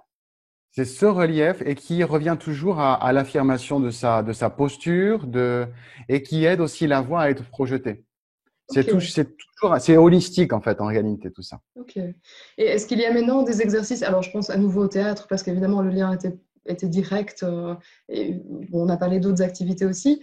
Mais est-ce qu'il y a vraiment des exercices peut-être que l'enfant peut faire pour libérer sa voix, sentir un petit peu tout ce dont il est capable et quelque part aussi prendre confiance en lui? Des exercices typiquement, donc on a parlé du chant, on a parlé du fait d'appuyer sur certaines parties du mot. Est-ce qu'il y a encore d'autres choses auxquelles tu penses et qui pourraient peut-être aider, comme Alors, on entend les chanteurs font ça aussi. Alors, je ne connais bien vraiment sûr, pas. il y a les vocalises, il y a l'exercice à faire sur tes propres mots importants qui sont tes mots-clés de ta présentation, de ton sujet actuel, pour en Mhm. faire vraiment un temps d'expérience personnelle.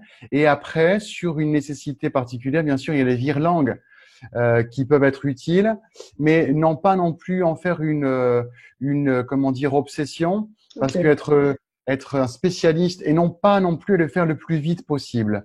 Aucune nécessité de parler vite. Tu ok, peux élever ton énergie, mais au contraire, par la respiration, par les pauses, les quelques silences avant, après les mots importants, ça n'est pas une course contre la montre, ça n'est pas un TGV de s'exprimer en public. Donc les Virlangues, ils ont un peu ce côté, le challenge de dire le plus vite possible, panier c'est piano, les vite choses qui fait. passent. Et en fait, pour moi, c'est plus anecdotique, mais ils peuvent être un peu intéressants pour faire la rencontre avec la mendication, la prononciation et la formation des sons. Est-ce que tu penses qu'il faut, dans un exposé oral, donner le plan au départ? Ou est-ce que c'est quelque chose, en fait, un peu…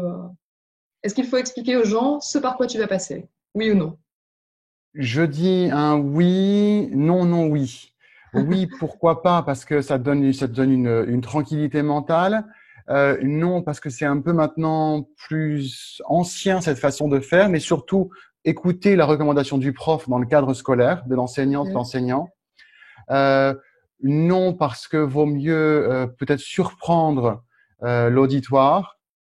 Et Ok. enfin, un autre oui, c'est vraiment à la carte. Il peut en effet donner une carte mentale à l'élève en se disant, voilà, j'en suis là, j'en suis là, j'en suis là, et je l'ai matérialisé oralement. Ça se fait. Par rapport à la mémorisation de l'exposé, ça, je propose qu'on ne l'aborde pas. Je l'aborderai de toute façon dans une autre vidéo. Comme ça, je libère de ces questions-là. Mais donc, il y aura une autre vidéo qui se ferait vraiment sur la façon la plus simple de mémoriser son exposé, de Yes. repasser par des idées qui n'ont pas forcément de lien entre elles. Alors, j'avais une question aussi. Est-ce que tu penses qu'il vaut mieux pour l'enfant, l'adolescent, de prendre toutes les questions à la fin ou de répondre aux questions au fur et à mesure pour garder un dynamisme dans l'exposé? Ah, ça, c'est une colle que tu me poses. Ça va tellement dépendre C'était la colle de la de fin. l'enseignant, de la colle de la fin. Moi, je dirais d'anticiper. C'est comme dans le monde commercial, c'est d'anticiper les objections et de se dire, je vais aborder bien mes sujets, je vais les affirmer. Ce qui fait Mhm. que quand je répondrai aux questions, je pourrai revenir, faire des copier-coller, développer un peu. Mais tu sais que tu as déjà Ok. t'as déjà répondu aux questions pièges C'était si tu as critique. vraiment Hmm. développé. J'ai encore trois questions pour toi, Emmanuel. La première, finalement, l'enfant, quand il fait son exposé, comment peut-il faire pour faire face à une question embêtante, à une question un peu polémique? Est-ce que tu as des techniques pour ça? Alors, il est important de, je pense, les préparer. Je vais te donner des réponses, Sarah, qui sont pragmatiques, qui viennent de l'expérience, parce que ta question, elle peut s'adapter tant au niveau scolaire quelque part qu'au niveau professionnel. Le mieux, c'est d'être documenté, de s'être pareil que ce que je disais tout à l'heure, c'est s'entraîner et se surentraîner. Ça veut dire dans la TVAV que j'évoquais, il peut y avoir une partie avec les copains, avec les parents, s'entraîner à poser des questions qui sont un petit peu délicates. La question polémique, elle peut être aussi quelquefois sur le ton que va employer le professeur. Les professeurs, quelquefois, ils aiment bien un petit peu mettre sur le grill les élèves. Et Oui. donc, si les parents peuvent jouer le jeu en disant, bon, ok, vous avez dit ça. Êtes-vous sûr de ce que vous dites? Ou j'aimerais revenir, j'ai pas rien compris. Vous avez évoqué cet événement de l'histoire et donc savoir garder sa contenance. Mhm. La technique du mirroring qui est intéressante de répéter des éléments de la question, alors pas intégraux parce que ça fait trop gros, mais de dire oui en effet, cet événement-là, juste faire une sorte de condensé. On l'écoute, les journalistes le font beaucoup. Il y en a un qui le fait dans la francophonie ici en France, c'est Jean-Jacques Bourdin. Quand il écoute les gens, c'est sur RMC, hein, alors je sais pas si je crois que c'est de plus en plus couvert sur la France. Mais quand il écoute un auditeur, il répète sa dernière phrase. Ok. Et donc, ça permet de faire la transition. Donc, il ne s'agit pas de la dernière phrase entière, mais cet élément-là, pour faire une sorte de petit MP3, tu sais, mémoire tampon de l'ordi là qui regarde une vidéo en streaming, Mhm. se ressaisir au moment-là, parce que là, il faut savoir un petit peu faire semblant. Là, ce que je vous dis, c'est entre guillemets borderline, mais l'apparence au sens forme, mais je fais exprès de dire apparence, est importante. Il y a le fond, la forme. On se rappelle, il y a les 15% que les gens mémorisent et seulement les 15% et les 85% sur l'attitude. Donc, c'est pas de l'esbrouf, mais se reprendre physiquement pour montrer de l'assurance, même si en réalité, on peut avoir une sorte de Walt Disney dans sa tête ou de Tex Avery qui fait waouh, waouh, waouh, waouh. Parce que tu te dis, Stress. mince, mince, la question Oui, qu'il fallait tout à pas que je fait. reçoive. Il est important que ça se voit pas. Donc ça, faut s'entraîner à garder sa posture, sa prestance Ok. et À se laisser reprendre déstabiliser. exactement. Apprendre à répondre avec de nouveau des points. Alors oui, il y a ce point-là, ce point-là, ce point-là. Là, je suis en train de donner des super hacks pour faire semblant d'être sûr de ce qu'on est en train de dire. Le formateur en moi, il est limite un peu à se dire, mais ça va pas dire tout ça. Manipulation. Mais en Non, fait, mais si ça peut aider l'enfant à un moment donné à se poser, à reprendre exactement. confiance, à reprendre ses esprits, à repenser aux éléments d'une réponse, c'est quand même tout bénéfice, je pense. C'est des bénéfices. Il faut savoir s'entraîner à le faire pour que ce soit le moins gros possible, que ça passe le mieux. Évidemment, les professeurs vont le voir, mais ils vont, pour ceux qui ont l'intelligence de dire, tiens, il a du répondant, elle a ce calme de reprise en fait sur soi. Pour les grands lycéens ou étudiants qui apprennent déjà à conduire ou qui conduisent déjà, ça s'appelle rétrograder en fait. C'est donner de la reprise au moteur. T'es en côte. T'es resté en troisième alors que ça commence à grimper, soit tu dis mince, mince, mince, tu paniques, tu regardes le rétro, Ouais. tu vois des gens qui te klaxonnent, ou tu repasses la deuxième pour repartir. Ouais, C'est un peu ça, tout à cette fait. idée-là. Alors pour les plus jeunes qui font du vélo, c'est pareil, changer de vitesse. Dans le début de la côte, on prend les pignons un peu plus gros. Et ensuite, je parlais de documenter, bien sûr, se documenter, avoir des éléments, parce qu'il suffit à un moment d'une référence, d'une citation, d'une statistique pour donner, là encore, le côté crédibilité à la réponse que tu donnais. Donc, avoir, si par exemple on parle de philo, avoir des citations en tête et tout ça. Ok, donc se préparer au mieux. Et alors, tu faisais référence donc à l'effet miroir, en fait. On a en neurosciences ce qu'on appelle les neurones miroirs. Donc, au-delà du fait de simplement répéter peut-être la fin de la phrase ou à un moment donné commencer à dire, voilà, premier élément, deuxième élément, troisième élément de réponse, pour simplement se repositionner, que l'enfant se calme, qu'il puisse reprendre ses esprits et aller de l'avant, il y a aussi un phénomène que peut-être les parents et certainement les enfants ne connaissent pas, c'est que l'effet de répéter la fin d'une phrase, on se met en fait en synchronisation avec l'autre, avec le cerveau de l'autre, et quelque part, ça le met en confiance aussi. Donc, Mhm. quand dans une conversation, et surtout dans des négociations, par exemple, quand on a tendance à reprendre les éléments de la personne qu'on a en face de soi, qui lui campe sur ses arguments, qui veut obtenir quelque chose en fait de la négociation, Mhm. si plutôt que de se braquer, on répète simplement en disant ah oui, donc en fait pour vous cet élément-là est important, c'est sur ce point-là que vous voulez absolument voilà, avoir un prix, je ne sais pas, avoir une réduction, n'importe. L'autre personne, en fait, se sent entendue et quelque part va répondre de façon beaucoup plus positive que si simplement on avait directement continué. Donc, l'effet, en fait, des neurones miroirs, non seulement ça peut permettre à l'enfant de se stabiliser, de reprendre confiance, de reprendre ses esprits, de reprendre son calme, mais en plus de ça, ça va mettre la personne qu'il a en face de lui en confiance aussi. Donc, c'est un double effet bénéfique, en fait. Donc, Exactement, c'est bénéfique. Je te remercie beaucoup d'évoquer ça parce que je cherche toujours, quand je partage ce type de contenu à des jeunes qui ont un court terme, comme je disais au début de l'interview, c'est l'obtention des diplômes, une bonne note dans un exposé, tout ça. Mais dans 2 secondes géologiques, ils ont 25 ans, 30 ans, ils sont dans la vie professionnelle. Ça paraît loin, la vie pro, quand on est au collège, quand on est au lycée, mais ça arrive tellement vite. Et c'est là où c'est une force de leadership, en fait, de se dire je m'entraîne maintenant. C'est un investissement. S'entraîner à être éloquent à l'oral, c'est comme mettre un compte épargne, pour parler un peu plus à l'ancienne. C'est comme investir sur soi, créer quelque chose qui est un capital pour l'avenir. tellement Et d'accord. c'est puissant. Il y a une chose que j'ai oublié de dire tout à l'heure, c'est par rapport à cette idée de mettre en confiance, c'est aussi s'appuyer. Un jeune qui passe son bac ou tout ça, il est devant un adulte, il donne une énergie de qualité comment dire, à l'enseignant qui est en train de l'évaluer. Et donc, il se comporte pas comme un étudiant qui a besoin d'être validé, mais il se comporte comme quelqu'un qui affirme sa compétence, qui la partage, qui l'exprime avec plaisir, avec authenticité. Et je pense que c'est une posture à adopter, se dire je suis un adulte, un futur adulte qui est là pour évidemment in fine être évalué, être validé par quelque chose, mais c'est pas la validation qu'on cherche à tout prix.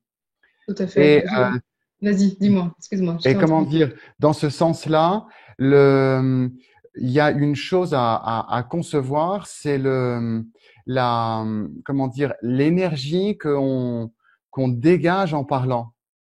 C'est une chose qu'on en a parlé, hein, je crois que Tout à je fait. pourrais jamais assez en fait le dire ça sur la posture. Je te laisse continuer, excuse-moi. Non, non, pas de souci, je suis tout à fait d'accord. Et j'ai une petite anecdote, si tu me permets, par rapport à ça. Je me souviens d'un oral que j'ai eu ma première année de médecine. C'était de la biologie animale. Et je me souviens très bien, j'avais tout préparé, sauf le dernier chapitre qui concernait, si mes souvenirs sont bons, l'évolution. Voilà. Donc, je suis allée en confiance, en fait, à l'examen en me disant, bon, bien échu que sur ces 10 dernières pages, c'était comme en médecine, hein, ce sont quand même des fameux textbooks, donc bien échu que ça se passe sur le dernier chapitre. Et j'arrive dans l'auditoire, il y avait 3 questions, les 3 questions étaient sur l'évolution. Et là, je me suis décomposée, je me suis dit, j'y arriverai jamais. Et en fait, quelque part, à ce moment-là, je me suis dit, bon, de toute façon, c'est quand même raté. De toute façon, il y a aucune chance que je réussisse. Mais quelque part, l'enjeu n'était plus, comme tu dis, d'être validé par le professeur, puisque j'étais tellement persuadée que ça n'irait pas. Et donc, j'ai repris confiance en me disant, tu vas lui parler de ce que tu connais, et puis on verra bien. Et quelque part, finalement, je lui ai parlé de choses qui concernaient l'évolution que je connaissais de par mes lectures, de par ce que j'avais vu un peu précédemment au collège, etc. Et je l'ai fait avec beaucoup de dynamisme, beaucoup de plaisir. J'avais plaisir, en fait, à ce moment-là, à transmettre ce que je connaissais sur ce chapitre-là, même si je n'avais pas touché à ce chapitre-là dans mon textbook. Et finalement, c'est le meilleur oral que j'ai jamais fait. Et j'ai eu une super cote, quoi. Donc, comme quoi aussi, l'énergie qu'on transmet à un moment donné, c'est ça aussi qui parle au professeur, qui parle, est-ce que vous êtes intéressé par ce que vous dites? Est-ce que vous avez compris certaines choses, même si vous ne connaissez pas tout? Et voilà, je pense que c'est… Alors, je fais quand même une petite parenthèse. À l'université, il vaut mieux faut pas faire d'impasse. C'est pas le but ici de dire, oh, mais ne vous inquiétez pas, si vous connaissez quelques petits éléments, ça passera. Non, à Au l'université, talent. on demande beaucoup plus. Mais quoi qu'il en soit, le simple fait d'être arrivé en n'essayant plus d'être validé, en n'essayant plus simplement d'avoir une cote, et simplement en se disant, je connais des choses, je vais en parler, ça va être sympa, eh bien, c'est ça en fait qui m'a sauvé mon examen. Donc, Mais voilà. carrément, il y a une chose que j'aimerais juste dire qui m'a tout à l'heure échappé. Euh, c'est euh, c'est à tenter au feeling ce conseil-là, mais moi ça m'a vraiment grandement servi dans mes diplômes et concours. C'est à un moment, notamment à des questions un petit peu répétées, si la personne elle est venue 2 fois sur le sujet, c'est s'autoriser à demander au jury, est-ce que j'ai répondu à votre question?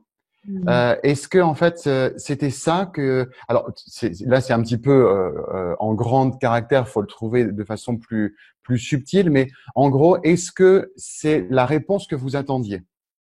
Ok. J'ai fait moi je veux dire de multiples diplômes musique, anglais et dans le domaine de la validation de l'enseignement Donc, c'est en et plus comment dire c'est assez assez varié. varié quelque part. Et un diplôme où c'était pour diriger des chorales, c'était un diplôme je veux dire, de fin de cursus d'un grand conservatoire. On me cuisinait sur une question d'analyse musicale. Et puis, je sentais que je donnais la réponse juste, mais qu'elle était peut-être pas juste dans l'adéquation de formulation que la personne attendait. Ok. Et donc, après avoir tenté 2 fois et avoir toujours vu la tête un petit peu scrutatrice là des examinateurs, notamment d'un, je lui ai dit, écoutez, juste, je voudrais m'assurer. Est-ce que ma réponse vous a paru claire? Plutôt que de dire, par exemple, est-ce que je vous ai donné la bonne réponse? Ce serait trop gros. C'est Oui, changer de posture et bien ça se fait sûr. clairement pas. Mais est-ce que ma réponse vous a paru claire? Est-ce que j'étais dans le champ que vous attendiez? C'est des moments pour juste éviter la gamberge après oral. Et quelquefois, la personne, ça va revenir, ça la fait un petit peu reculer si elle était un peu trop en mode inquisition quelque part. Et puis, ça va peut-être lui permettre de réaliser que il faut qu'elle change sa façon de poser la question. C'est plus adapté à du plus haut niveau. Au collège, les professeurs, ils n'ont pas le recul d'entendre ce type de questions par des collégiens. Mais ça peut être utile. C'est du feeling. Il ne s'agit pas d'aller au clash avec l'examinateur, mais c'est là aussi de dire je suis un adulte ou un futur adulte face à la personne et j'aimerais juste m'assurer en fait d'avoir répondu à la question. Il ne Tout à s'agit fait. pas de dire madame est-ce que j'ai une bonne note, hein. C'est Non, dans tout la à fait. posture, De très sentir calme. nous-mêmes si on a été dans voilà, la bonne direction, la direction qui était attendue ou pas. Et je trouve que de toute façon, c'est poser la question de façon tout à fait bienveillante aussi. On Mhm. pose de façon assertive. Donc, effectivement, pour la suite des études, alors, comme tu le disais, peut-être pas pour le collège, et encore, peut-être à un examen, ça pourrait quand même, quand on sent que la personne en face de soi n'est pas tout à fait heureuse de la réponse, on peut toujours… Ça montre aussi peut-être quelque part cette volonté de vouloir vraiment, tu vois, répondre de façon la plus la plus adaptée qui soit par rapport à ce que l'enseignant demande, parce qu'encore une fois, les enseignants, eux aussi, sont des êtres humains. Ils ont chacun des perceptions différentes, chacun des façons de s'exprimer différentes. Chacun vont aller soit dans le détail ou pas, ou vont laisser plus de liberté. Donc, quelque part, c'est une façon d'aller vers l'autre aussi. Donc, moi, je trouve que même au collège, peut-être dans les dernières années alors, mais il y a une possibilité d'utiliser cette technique pour aller vers l'autre, quoi, vers le prof et En répondre. fait, ce que j'ai envie de dire, c'est euh, tant que le match n'est pas fini, tu peux marquer des points. Oui, tout à fait. Et donc, jusqu'à la dernière phrase, c'est pas très culturel, hein, c'est parce que j'adore le sport autant que les arts. Et en fait, tu peux te dire que tant que j'ai pas quitté la salle de ma soutenance, de mon allocution, je peux marquer les points qu'il faut que je marque. Tout à fait. Et ça Dans peut se les arrêts de jouer jeu, jusqu'à la dernière minute. exactement. Donc, Oui. ça veut dire, et je l'ai vécu moi en tant que jury d'examen, parce que je suis passé des deux côtés de la table en réalité. Et quand tout d'un coup, tu vois une personne se reprendre, tu sais, elle a coulé pendant l'oral. Tu sens qu'elle a touché le fond, mais à un moment, il y a une force de survie de l'étudiant, de la personne, qui tape comme ça du pied au fond de la piscine et qui remonte et qui se reprend. Il y a des exemples comme ça. Tu vois, c'est un vieux film, hein, je sais pas de vintage, mais avec Vincent Lindon et Sophie Marceau, l'étudiante, où à la Oui, fin, oui, tout à elle fait. donne, elle Le speech de réussit la fin, tout à à fait. être magistrale dans sa Tout conclusion, à et tout d'un fait. coup, ça convainc. Je crois qu'elle passe une agrègue à ce moment-là et à Oui, la tout à Sorbonne. fait. Moi, comme je disais, je l'ai vécu avec quelqu'un à qui je posais une question et lui, il devait devenir enseignant de musique et il me dit, en fait, je lui demande pourquoi est-ce que c'est quoi votre passion, c'est quoi votre moteur, c'est quoi qui vous drive et tout d'un coup, il parle de l'émotion qu'il transmet à ses élèves, il parle de tout ça. Là, tout d'un coup, on a été scotché. Oui, effectivement. Et je me souviens effectivement de ce film où, au départ, elle est dans tous ses états, elle n'y arrive pas, et d'un coup, et je pense que dans l'autre sens, c'est vrai aussi, quand on a un élève qui, au début, brille, et on sent vraiment que tout se passe bien, qui est sur des rails, et qui, tout d'un coup, et jusqu'à la fin de son exposé, va commencer quelque part à se diluer. Et ça aussi, je pense qu'il faut dire aux élèves, aux étudiants, et voilà, et que c'est une course de fond, qu'il faut vraiment tenir bon jusqu'au bout. Et encore une fois, que même s'ils auront commencé mal, ils peuvent finir très bien. J'ai un fils qui joue aux échecs, alors il a tendance au début à très bien commencer sa partie, et puis à la fin de la partie, le fait d'avoir gagné quelques points, même des points, il a pris la dame par exemple, et à un moment donné, quelque part, c'est fait pour lui, et c'est à ce moment-là, en fait, il se fait Mhm. battre. Et donc, c'est vraiment une course de fond, il faut aller jusqu'au bout. Et encore une fois, effectivement, il y a des possibilités au bout de l'exposé pour se remonter et pour à un moment donné montrer aussi, transmettre quelque chose. À nouveau, c'est quelque chose, ça fait partie, c'est un peu au-delà de la transmission simplement de ce qu'on connaît. C'est la transmission, est-ce qu'on est enthousiasmé par ce qu'on fait? Là, tu parlais de la personne qui t'avait transmis finalement toute l'émotion qu'il était capable de donner à ses élèves. Ça aussi, je pense qu'il faut à un moment donné toucher la corde sensible des gens qui nous écoutent, que ce soit les professeurs, que ce soit l'auditoire.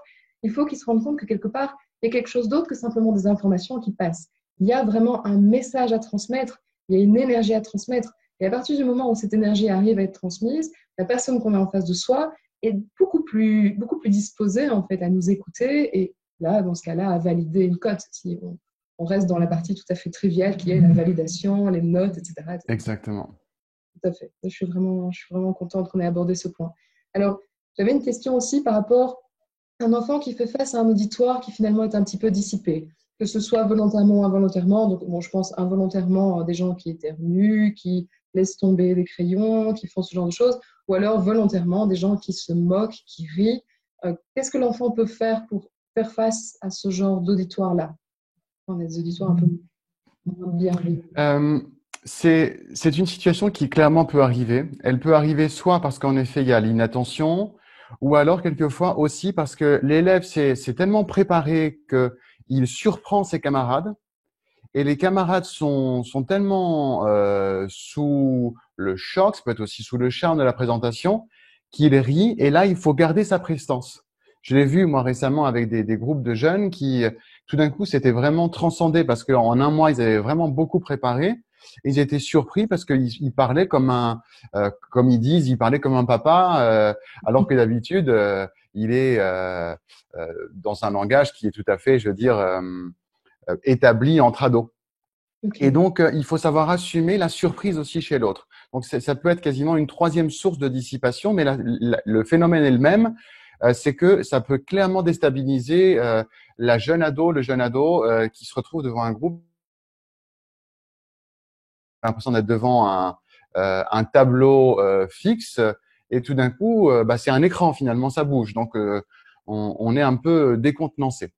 Tout à fait. Donc, il y a une chose, c'est se ressaisir physiquement, reprendre ses appuis, reprendre les genoux un peu fléchis, quasiment dans la même dynamique que le tch, tch, ks que j'évoquais, la Mhm. respiration du ventre et l'expiration avec le ventre, parce que tout d'un coup, si tu ressaisis ça, c'est un peu comme le chef d'orchestre qui tout d'un coup fait ta da da da avant de faire ce début de la symphonie de Beethoven, il est il incarne déjà la musique qu'il va transmettre et faire jaillir des instruments de son orchestre.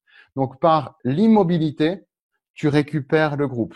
Tu peux aussi, par la gestique, c'est pour ça que je m'amuse à faire cette métaphore du chef d'orchestre, Mhm. en pas la gestique, stop, arrêtez de parler, parce que on peut pas se prendre pour un prof.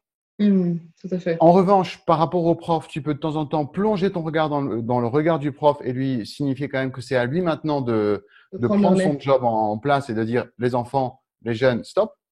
Mais s'il le fait pas parce qu'il est happé par autre chose ou il n'a pas l'énergie, l'envie de déployer autant d'énergie pour intimer le silence, à Ouais. toi, jeune, de prendre des gestes qui vont ponctuer le discours, élargir pour créer le phénomène de surprise.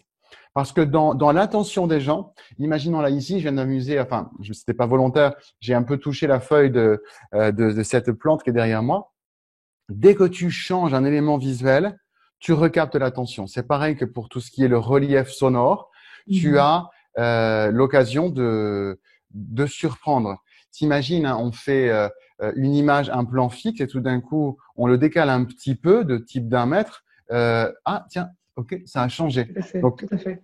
instinctivement, le regard est changé. Donc, ce serait ça que moi, je donnerais comme conseil sur un plan vraiment énergique. Après, évidemment, il y a tout ce qui est celui du relief. On en parlait quelques minutes auparavant au cœur de cette interview. C'est toute la prosodie. On peut aborder ce thème-là en imaginant le relief. J'ai ici, là, sous les yeux, une jolie petite bougie. On a fait un petit temps festif ce week-end et on a une bougie qui, alors je sais pas si on la voit bien, elle a comme une sorte de, Mhm. en brûlant, elle a un petit côté dentelé euh, qui se… Je vais peut-être le mettre devant moi, comme ça se verra. Enfin, peu importe. Elle apparaît ronde, mais il y a ce type de petit incurvement de la cire et Mhm. elle paraît différente d'une cire normale. Pourquoi? Parce que le regard voit une forme qui est différente. L'écoute peut en être de même. Se dire, si tu rythmes, tu énergises, tu mets les gestes, tu souris, tu t'impliques dans ton discours, automatiquement, les gens, ils vont avoir autre chose à penser que d'être dissipés. Tu leur donnes du grain à moudre C'est et ça. tu leur donnes de l'énergie. C'est vraiment se dire, on casse la dynamique qui s'est tout d'un coup mise en place finalement dans l'auditoire, qui commence à être dissipée, parce qu'évidemment, il y en a un qui commence à être dissipé, on peut être sûr que ça va faire effet boule de neige, en recaptant l'attention, que ce soit par des changements visuels, donc ça peut être des gestes, tout d'un coup, faire un grand geste, ou enfin, c'est peut-être un petit peu exagéré, mais quelque part, un Mhm. changement visuel, ça peut aider, ou alors un changement, comme tu disais, de prosodie, à nouveau, ça, effectivement, pour le cerveau, on en a parlé, ça recapte directement l'attention de la personne. Le cerveau, en fait, simplement, parce que ce n'est pas la personne qui le fait volontairement, le cerveau va se dire, oh, attention, c'est une information importante, j'écoute à nouveau. Donc, Exactement. casser cette dynamique de dissipation, qu'elle soit volontaire ou pas. OK. Et Très c'est du bien. leadership en fait, Sarah. Ça sera tellement utile dans les entretiens d'embauche, dans les situations de transmission, tu sais, de transmission de vision. On a tellement abordé de choses, je sais plus si je l'ai dit tout à l'heure, mais t'imagines, tu as un projet à financer, tu dois rencontrer des financeurs banques ou des financeurs bourses, tu dois les convaincre. Donc, il faut que les personnes soient en face de quelqu'un qui, évidemment, est documenté, sait de quoi il parle, mais qui envoie son énergie pour le projet. Voilà, tout à fait, qui transmet le message. Donc, effectivement, c'est toujours bien d'être documenté, comme tu disais, de savoir ce dont on parle, d'être un expert. Si maintenant on n'arrive pas, via justement sa prestance et son éloquence, à transmettre cette expertise, au final, on va se faire simplement voilà, dépasser par quelqu'un d'autre ou quelque part, on Mm, n'arrivera pas à défendre ses projets correctement. Tout à fait. Et exactement. alors, j'ai encore une dernière question. Maintenant, alors, je ne sais pas si tu estimes que ça s'adapte aussi donc aux élèves, aux collégiens, lycéens, etc. Est-ce qu'il faut pouvoir s'adapter à son auditoire? Donc, quand on est adulte, et là, il est clair que en fonction des personnes qu'on a en face de soi et à qui il faut transmettre le message, on ne va pas utiliser la même énergie, on ne va pas utiliser le même terme non plus, bien sûr, parce qu'il y a des gens qui sont néophytes dans notre domaine d'expertise, d'autres, par contre, qui sont beaucoup plus avancés que nous. Donc, on va pas parler de la même chose de la même façon. Est-ce que c'est quelque chose qui peut s'adapter aussi à l'école, finalement, voire à l'université pour ceux qui sont déjà un peu plus loin? Et si oui, comment? Comment s'adapter à son auditoire pour un enfant? Je pense, Sarah, que les deux contextes sont très intéressants à vivre et à se dire, il y a en effet deux énergies différentes, mais seulement subtilement différentes. Celle face à un groupe, en classe, devant un exposé, et celle devant un jury, soit une personne. Hein, c'est des monojurys souvent quand c'est des épreuves de type oral de bac, parce que c'est pas possible de solliciter plus. Quand c'est des soutenances, c'est un peu plus de personnes.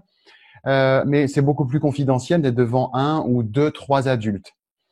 Euh, Ça existe aussi d'avoir une sorte de table de presse là devant nous. On peut avoir 10 adultes devant soi. Je dis adultes, à ce moment-là, c'est des personnes qui sont professionnelles, qui représentent chacun un corps de métier.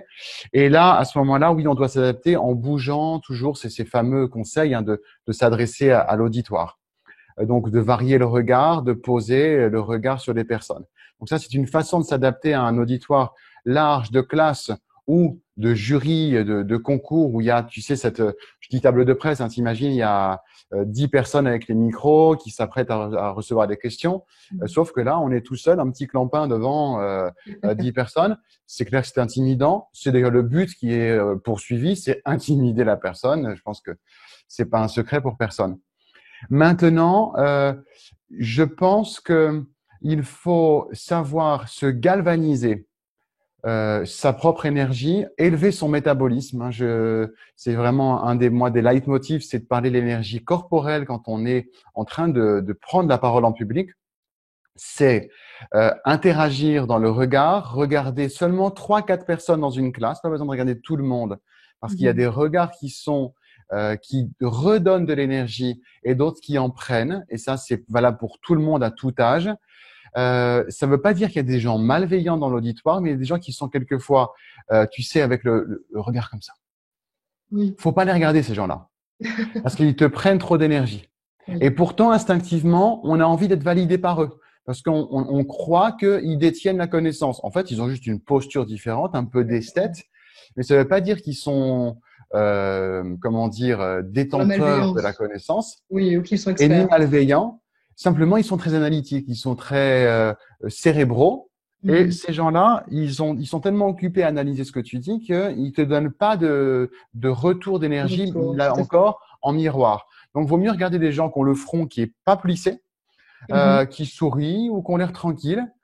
Tu les regardes et ceux-là, tu peux te plonger dans leur Tout à regard. fait. Que ce soit dans une classe ou dans un auditoire universitaire comme ceux que tu rencontres, que je rencontre dans le domaine de partage de connaissances. Tout à fait. Et moi, je le faisais même, si je peux juste interrompre 2 secondes, je le Je fais t'en même prie. de façon tout à fait volontaire quand donc donner les travaux pratiques à des étudiants en médecine. Donc, il est clair qu'à un moment donné, ils ont des évaluations aussi. Et en fait, pour les aider, c'est vrai que, et je le fais volontairement, c'est le sourire, c'est acquiescer comme je le fais en fait maintenant lors de cette interview pour Mhm. montrer que je. Alors, à nouveau, c'est un peu présomptueux, mais dire qu'on valide. Alors non, c'est pas dire qu'on valide, c'est juste je t'entends, je t'écoute. Oui, tout Ouais, va on est bien, ne avec. t'inquiète pas. Tu vois, c'est un peu ça. Et bon, souvent, je le fais de manière involontaire, mais c'est vrai que quand ce sont des étudiants qui passent des évaluations, alors en médecine et tout, en plus, voilà, c'est quelque chose, ils sont très stressés.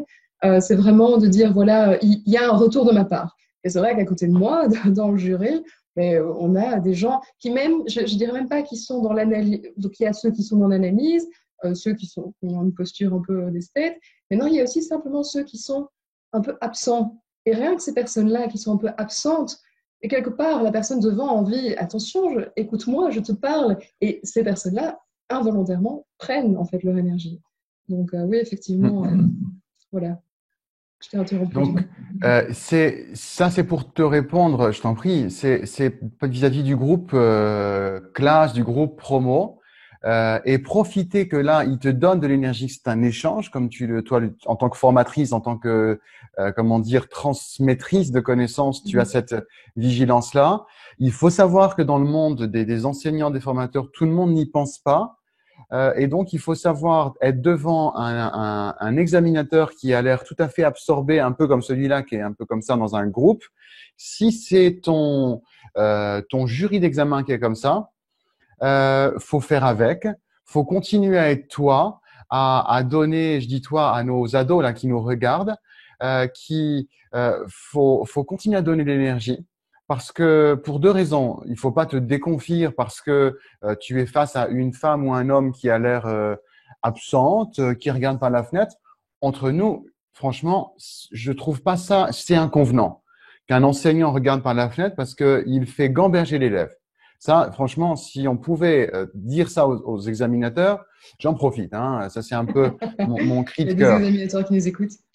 Franchement, juste mettez-vous à la place des jeunes et donnez-leur un peu plus de répondants, parce que sinon, c'est les mettre en situation de doute dans leur vie d'adulte. Et là, je trouve Tout à ça fait, juste tout à fait. franchement très Et questionnable. ce sont les Euh, premières expériences qu'ils ont, comme tu disais, c'est les mettre en doute pour leur vie future aussi, quelque part. Autant leur donc, dire, je me contiens parce que je serais capable de dire des mots beaucoup plus borderline à ce sujet. oui, Maintenant, quand tu es face à ça, tu as une expérience en fait d'avoir vu comme ça quand même pas mal de personnes. Tu disais, tu faisais partie d'un jury, donc ça, j'ai l'impression que ça t'est arrivé quand même plusieurs fois de voir effectivement des enseignants qui quelque part, de toute façon, voilà, ne n'écoutaient sont pas. ou alors, en fait, si, je pense qu'ils écoutent. Alors, il y en a clairement qui pensent à autre chose, et puis, bon, bah, et ça peut se comprendre pour plein de raisons de fatigue et de lassitude. Tout à fait. Et il y a aussi une posture qu'ils ont tissée. Souvent, c'est un copier-coller. J'ai été examiné comme ça, et Ah à oui. présent que je suis examiné, je fais pareil. Je Moi, vais le me lâcher un sage. peu. Hmm. C'est un peu comme souvent dans le monde de l'enseignement, on pratique ce qu'on a reçu. Tu es dans le domaine médical ou de la recherche, t'imagines le monde. Alors, je parle, tu valideras ou non hein, mon propos Mhm. évidemment, mais tu t'imagines que dans l'Occident, on a pratiqué la saignée pendant tellement longtemps. Après que on ait dit arrêtez, arrêtez, il y a eu encore pendant, je crois, 150 ans des gens qui ont cru que Bien c'était encore sûr, nécessaire de bien pratiquer la sûr. saignée. Oh, bien sûr, bien Donc sûr. là, je vais un peu fort parce que je compare le fait Mais de ne pas regarder un je élève à la valide saignée. tout à fait. Mais c'est un peu, on a été examiné comme ça dans les examens et on croit que c'est normal, que bah écoute, hein, il faut qu'il s'habitue, hein, il Oui, sera pas voilà. toujours écouté C'est le petit l'épreuve du gars. feu et quelque part, voilà, tout le monde y passe, donc passez-y aussi. Oui, je suis tout à fait d'accord. Et puis, outre le fait de dire, donc il y a l'enseignant qui a ce côté-là, voilà, de toute façon, ça s'est passé comme ça pour moi, ça se passe comme ça. Ici, par exemple, on est à l'université, ce sont les choses sérieuses, il faut que enfin, le jeune adulte s'adapte. Il y a ça. Et puis, il y a le côté aussi, alors ça, j'en parle dans d'autres vidéos du site des outils pour apprendre. C'est clair qu'il y a aussi le fait que parfois, certains enseignants s'estiment détenir leur expertise, les connaissances, qu'en face d'eux, ils ont quelqu'un qui voilà, n'est pas au même niveau qu'eux. Et malheureusement, ça arrive encore souvent. On a des enseignants comme ça qui simplement se croient un petit peu supérieurs. Et c'est pour ça aussi, par exemple, dans une vidéo, bon là je fais un aparté, mais on a montré en neurosciences qu'il est clair, si on veut capter l'attention d'un enfant, il est clair qu'il faut le regarder. On a parlé de prosodie, il faut changer de prosodie, il faut le faire interagir. C'est comme ça que le cerveau va non seulement être attentif, mais qu'il va aussi mémoriser beaucoup plus facilement. Et ça, ce sont des résultats de recherche concrets. On a montré que c'était comme ça que le cerveau apprenait. Malgré cela, il y a encore des enseignants qui enseignent en étant dos aux étudiants, en écrivant sur le tableau, de temps en temps en se retournant pour être sûr que, en fait, simplement, les enfants sont calmes, passifs, obéissants, c'est des termes que j'adore tellement, sarcastiques, dociles, voilà, mon Dieu, quel mot atroce ce mot-là. Et donc, quelque part, il y a non seulement le fait de se dire, bon, de toute façon, voilà, moi, on m'a évalué comme ça, la personne qui est en face de moi n'a qu'à s'y faire, et il y a le côté aussi, de toute façon, c'est moi qui ai l'expertise. Et je trouve que quand ça, de la part d'un enseignant, ça se ressent, donc quand on a l'impression d'avoir un enseignant en face de soi qui est en fait un savant, un expert auquel il ne faut pas trop poser de questions, qu'on ne va pas trop déranger, ça je trouve que c'est le pire encore, c'est le pire, ça donne une image de l'apprentissage qui est en fait, voilà, qui n'est pas un échange, n'est pas un échange. Tout à fait. C'est le challenge, je pense, du 21e siècle. J'espère qu'il va y avoir quelque part un retour d'une correction quelque part d'échange, de transmission. Faudra qu'on en reparle ensemble parce que c'est passionnant d'évoquer ça parce que tu contiens beaucoup d'attention, de bienveillance pour l'apprentissage et ça, je trouve ça juste passionnant. Et pour moi, c'est un honneur d'être interviewé ici par toi. Merci. C'est un honneur que tu veuilles bien répondre à mes questions aussi. Merci beaucoup. Franchement, c'est réciproque et j'ai envie, alors pour un peu peut-être finir sur un happy ending sur cette chose-là. Il y a des enseignants qui ont besoin d'énergie de la part des étudiants. Faut se mettre quelquefois à la place de l'enseignant, de l'examinateur. Ça fait le 20e candidat. Si tu es jeune fille, jeune homme, celle qui envoie son énergie, qui ose habiter, incarner ses mots, qui emploie un langage aussi qui te met en valeur avec des jolis mots, des mots qui sont donc entraînés avec la fameuse TVAV dont j'ai parlé dans la première partie de l'interview, tu vas évidemment faire se redresser ton examinatrice, ton examinateur. Et la personne va se dire, attention, là, il faut que je me ressaisisse, je boirai mon café plus tard ou je reprends une gorgée de café parce que là, je suis face à quelqu'un qui envoie du lourd. Peut-être que la personne ne va pas penser comme ça dans sa tête, suivant son âge, mais c'est super important de se dire, c'est pour moi, à la fin, c'est pour moi que je fais mon oral de bonne qualité, mais de se dire, mince, je peux me hisser au sommet de moi-même dans ma qualité de vocabulaire, ma qualité d'élocution pour ma bonne note, mais aussi en se disant pendant un temps, par bienveillance, pour cette pauvre R qui est là depuis 3 jours à écouter une ribambelle d'élèves, de se dire, au fait, j'ai une opportunité. Moi, je vois toujours dans une situation se distinguer de la masse. Ça passe aussi par ça. La masse en groupe, c'est de dire, OK, maintenant, je décide que c'est mon avenir que je construis, donc je m'entraîne et je m'affirme. Et dans un oral, c'est de se dire, quand je vois la tête des gens qui sont passés, qui sortent comme ça, moi, j'y vais comme ça, sans prétention, sans ostentation, mais en étant aligné avec moi-même. Et ça fera 2 heureux. Toi, tu auras une meilleure note et puis la dame, le monsieur qui t'aura évalué, il aura passé un bon moment. Tout à fait, tout à fait. Donc le retour d'énergie, c'est effectivement dans les deux sens, ça je suis d'accord aussi.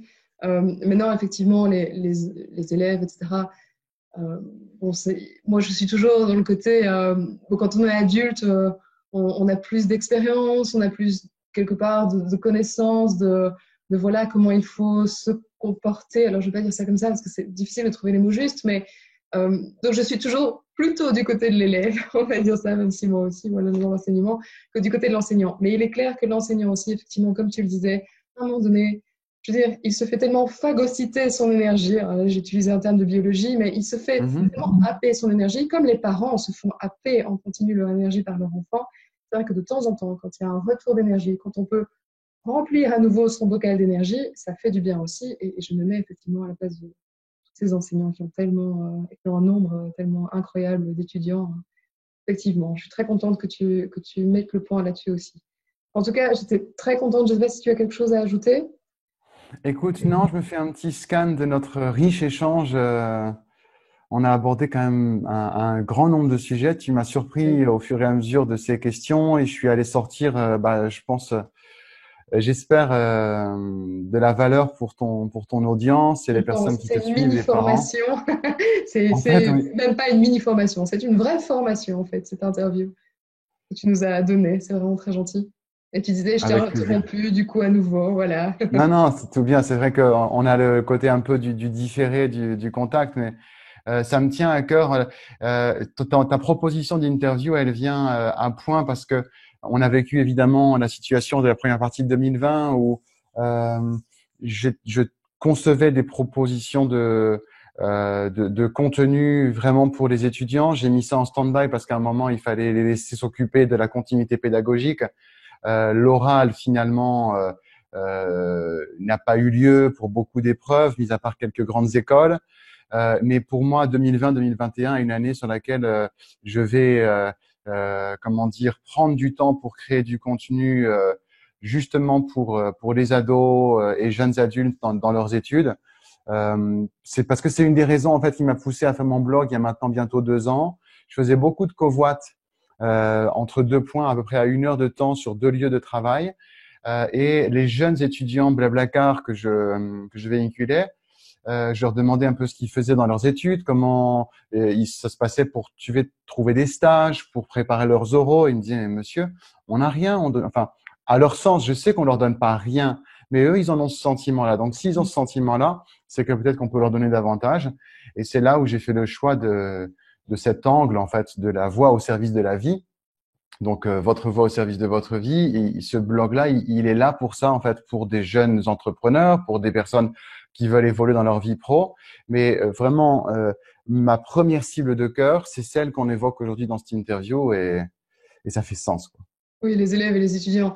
Et honnêtement, la demande est là parce que c'est vrai que finalement, on nous apprend jamais à faire un exposé, à prendre la parole. Oui, alors peut-être on nous apprend à structurer un exposé, à mémoriser un exposé, des choses que j'aborderai dans une autre vidéo. Mais vraiment, tout ce qui concerne la prise de parole, on ne nous l'apprend pas. On doit finalement l'apprendre sur le tas et on l'apprend finalement très tard. C'est-à-dire, c'est quelque chose, c'est vraiment une compétence qui nous servirait d'autant mieux si on l'apprenait beaucoup plus tôt. C'est-à-dire déjà, comme tu disais, au collège, etc. Donc c'est vrai que maintenant, on entend tellement d'adultes qui sont un petit peu bloqués par cette prise de parole parce qu'ils aimeraient transmettre leur message, que ce soit défendre un projet, que ce soit simplement prendre la parole en public quand ils sont au bureau et qu'ils ont une réunion à diriger et Exactement. qui sont bloqués et alors effectivement qui reviennent, par exemple, vers toi pour demander des conseils, etc. Mais il faudrait prendre le problème beaucoup plus en amont. Et c'est pour ça aussi que, notamment sur le site des outils pour apprendre, il y a une section que j'ai appelée, si mes souvenirs sont bons, apprendre autre chose, parce qu'il y a tellement de compétences comme ça qu'on apprend tellement tard. Alors, pour être maintenant très pragmatique, il y a des compétences qui sont liées, par exemple, à la gestion d'un budget, comment négocier. Donc, c'est pour ça qu'on a parlé des nouveaux miroirs. Mais ça aussi, la prise de parole, c'est quelque chose qui est tellement important et qui finalement n'est jamais vu ou vu tellement tard. C'est-à-dire, en fait, quand cette compétence-là pose problème, c'est-à-dire quand on l'a pas, quand on se stresse, quand on ne sait pas poser sa voix, quand on ne sait pas quelle posture adopter, quand on ne sait pas comment commencer son exposé, comment le finir. Donc voilà, c'est vrai que c'est une grande demande et je pense que on sera peut-être amené à refaire des interviews ou d'autres ensemble si ça te va, parce que c'est vrai que Avec les plaisir. parents sont en demande de ça aussi. Eux aussi, ils essayent d'aider leur enfant, mais ils ne savent pas forcément comment non plus. Donc voilà. Donc je ne sais pas si tu veux ajouter quelque chose. Écoute, on en reparlera même hors antenne, mais on pourrait peut-être faire une fois un live ensemble, en fait, Ok. ça pourrait être rigolo d'être, enfin, je dis rigolo, fun et agréable à faire Parfait. voilà, un peu une réunion, pas la fameuse réunion parents-prof, hein, mais c'est, Voilà. comment dire, adressé aux parents de jeunes qui se posent ces questions-là. Les jeunes sont les bienvenus aussi. Tout Parce qu'il à y a la fait. partie confiance en soi, en fait, qui, on a tellement de sujets qui en effet sont oubliés, qu'on appelle des soft skills dans le monde professionnel, mais Tout à fait. avoir confiance en soi. Hier, je parlais à une élève qui me disait, Monsieur, je suis nul en ça. C'est dur d'entendre ça. Alors, j'ai fait, entre guillemets, je l'ai prise en aparté, il y avait les autres élèves, j'ai parlé peu fort pour que ça la concerne, mais tout d'un coup, les autres élèves se sont mis à écouter tellement parce qu'ils entendaient en fait l'importance de savoir, OK, qu'est-ce que tu fais devant ça? Est-ce que tu dis je suis nul ou tu te dis, en fait, j'ai tellement à progresser. Mhm. J'ai une marge de progression énorme. Parce que je lui dis, je vais pas te demander de dire je suis forte, tu vas jamais y croire. Mais Et si tu peux juste tu t'améliorer. arrêtes de dire je suis Voilà, nul, waouh, c'est génial. J'ai tellement à progresser. tout à fait, tout à fait. Et arrêter de dire effectivement aux élèves aussi, non, tu n'es pas nul, tu n'es pas expert non plus, tu n'es pas, tu apprends, tu t'améliores, tu travailles, tu t'entraînes. Ça, c'est aussi une vision Ouais. que l'élève doit avoir, voilà, de son propre apprentissage. Mais très bien. Donc en fait, le mot de la fin, ce sera vraiment ayez confiance en vous, osez, appliquez les conseils aussi qui sont prodigués par Emmanuel. Donc que vous pouvez retrouver sur le site. Donc, tu me dis hein, si c'est correct, votre voix au service de votre vie et sur Mhm. ta chaîne YouTube, donc Emmanuel Jublin. Je mets les liens sous cette vidéo.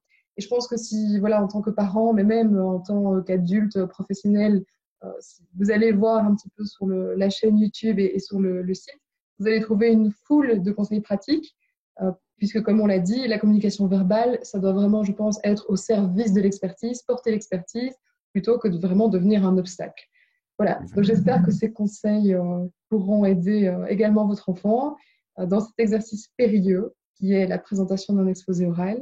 C'était Sarah Carpentier du site Des outils pour apprendre et Emmanuel du site. Vas-y, je te laisse te représenter du coup. C'était un grand plaisir. Emmanuel Jublin, auteur du blog Votre voix au service de votre vie, que vous retrouvez aussi sur YouTube à mon nom, Emmanuel Jublin. Merci Sarah. Voilà, merci à toi. Ciao les parents.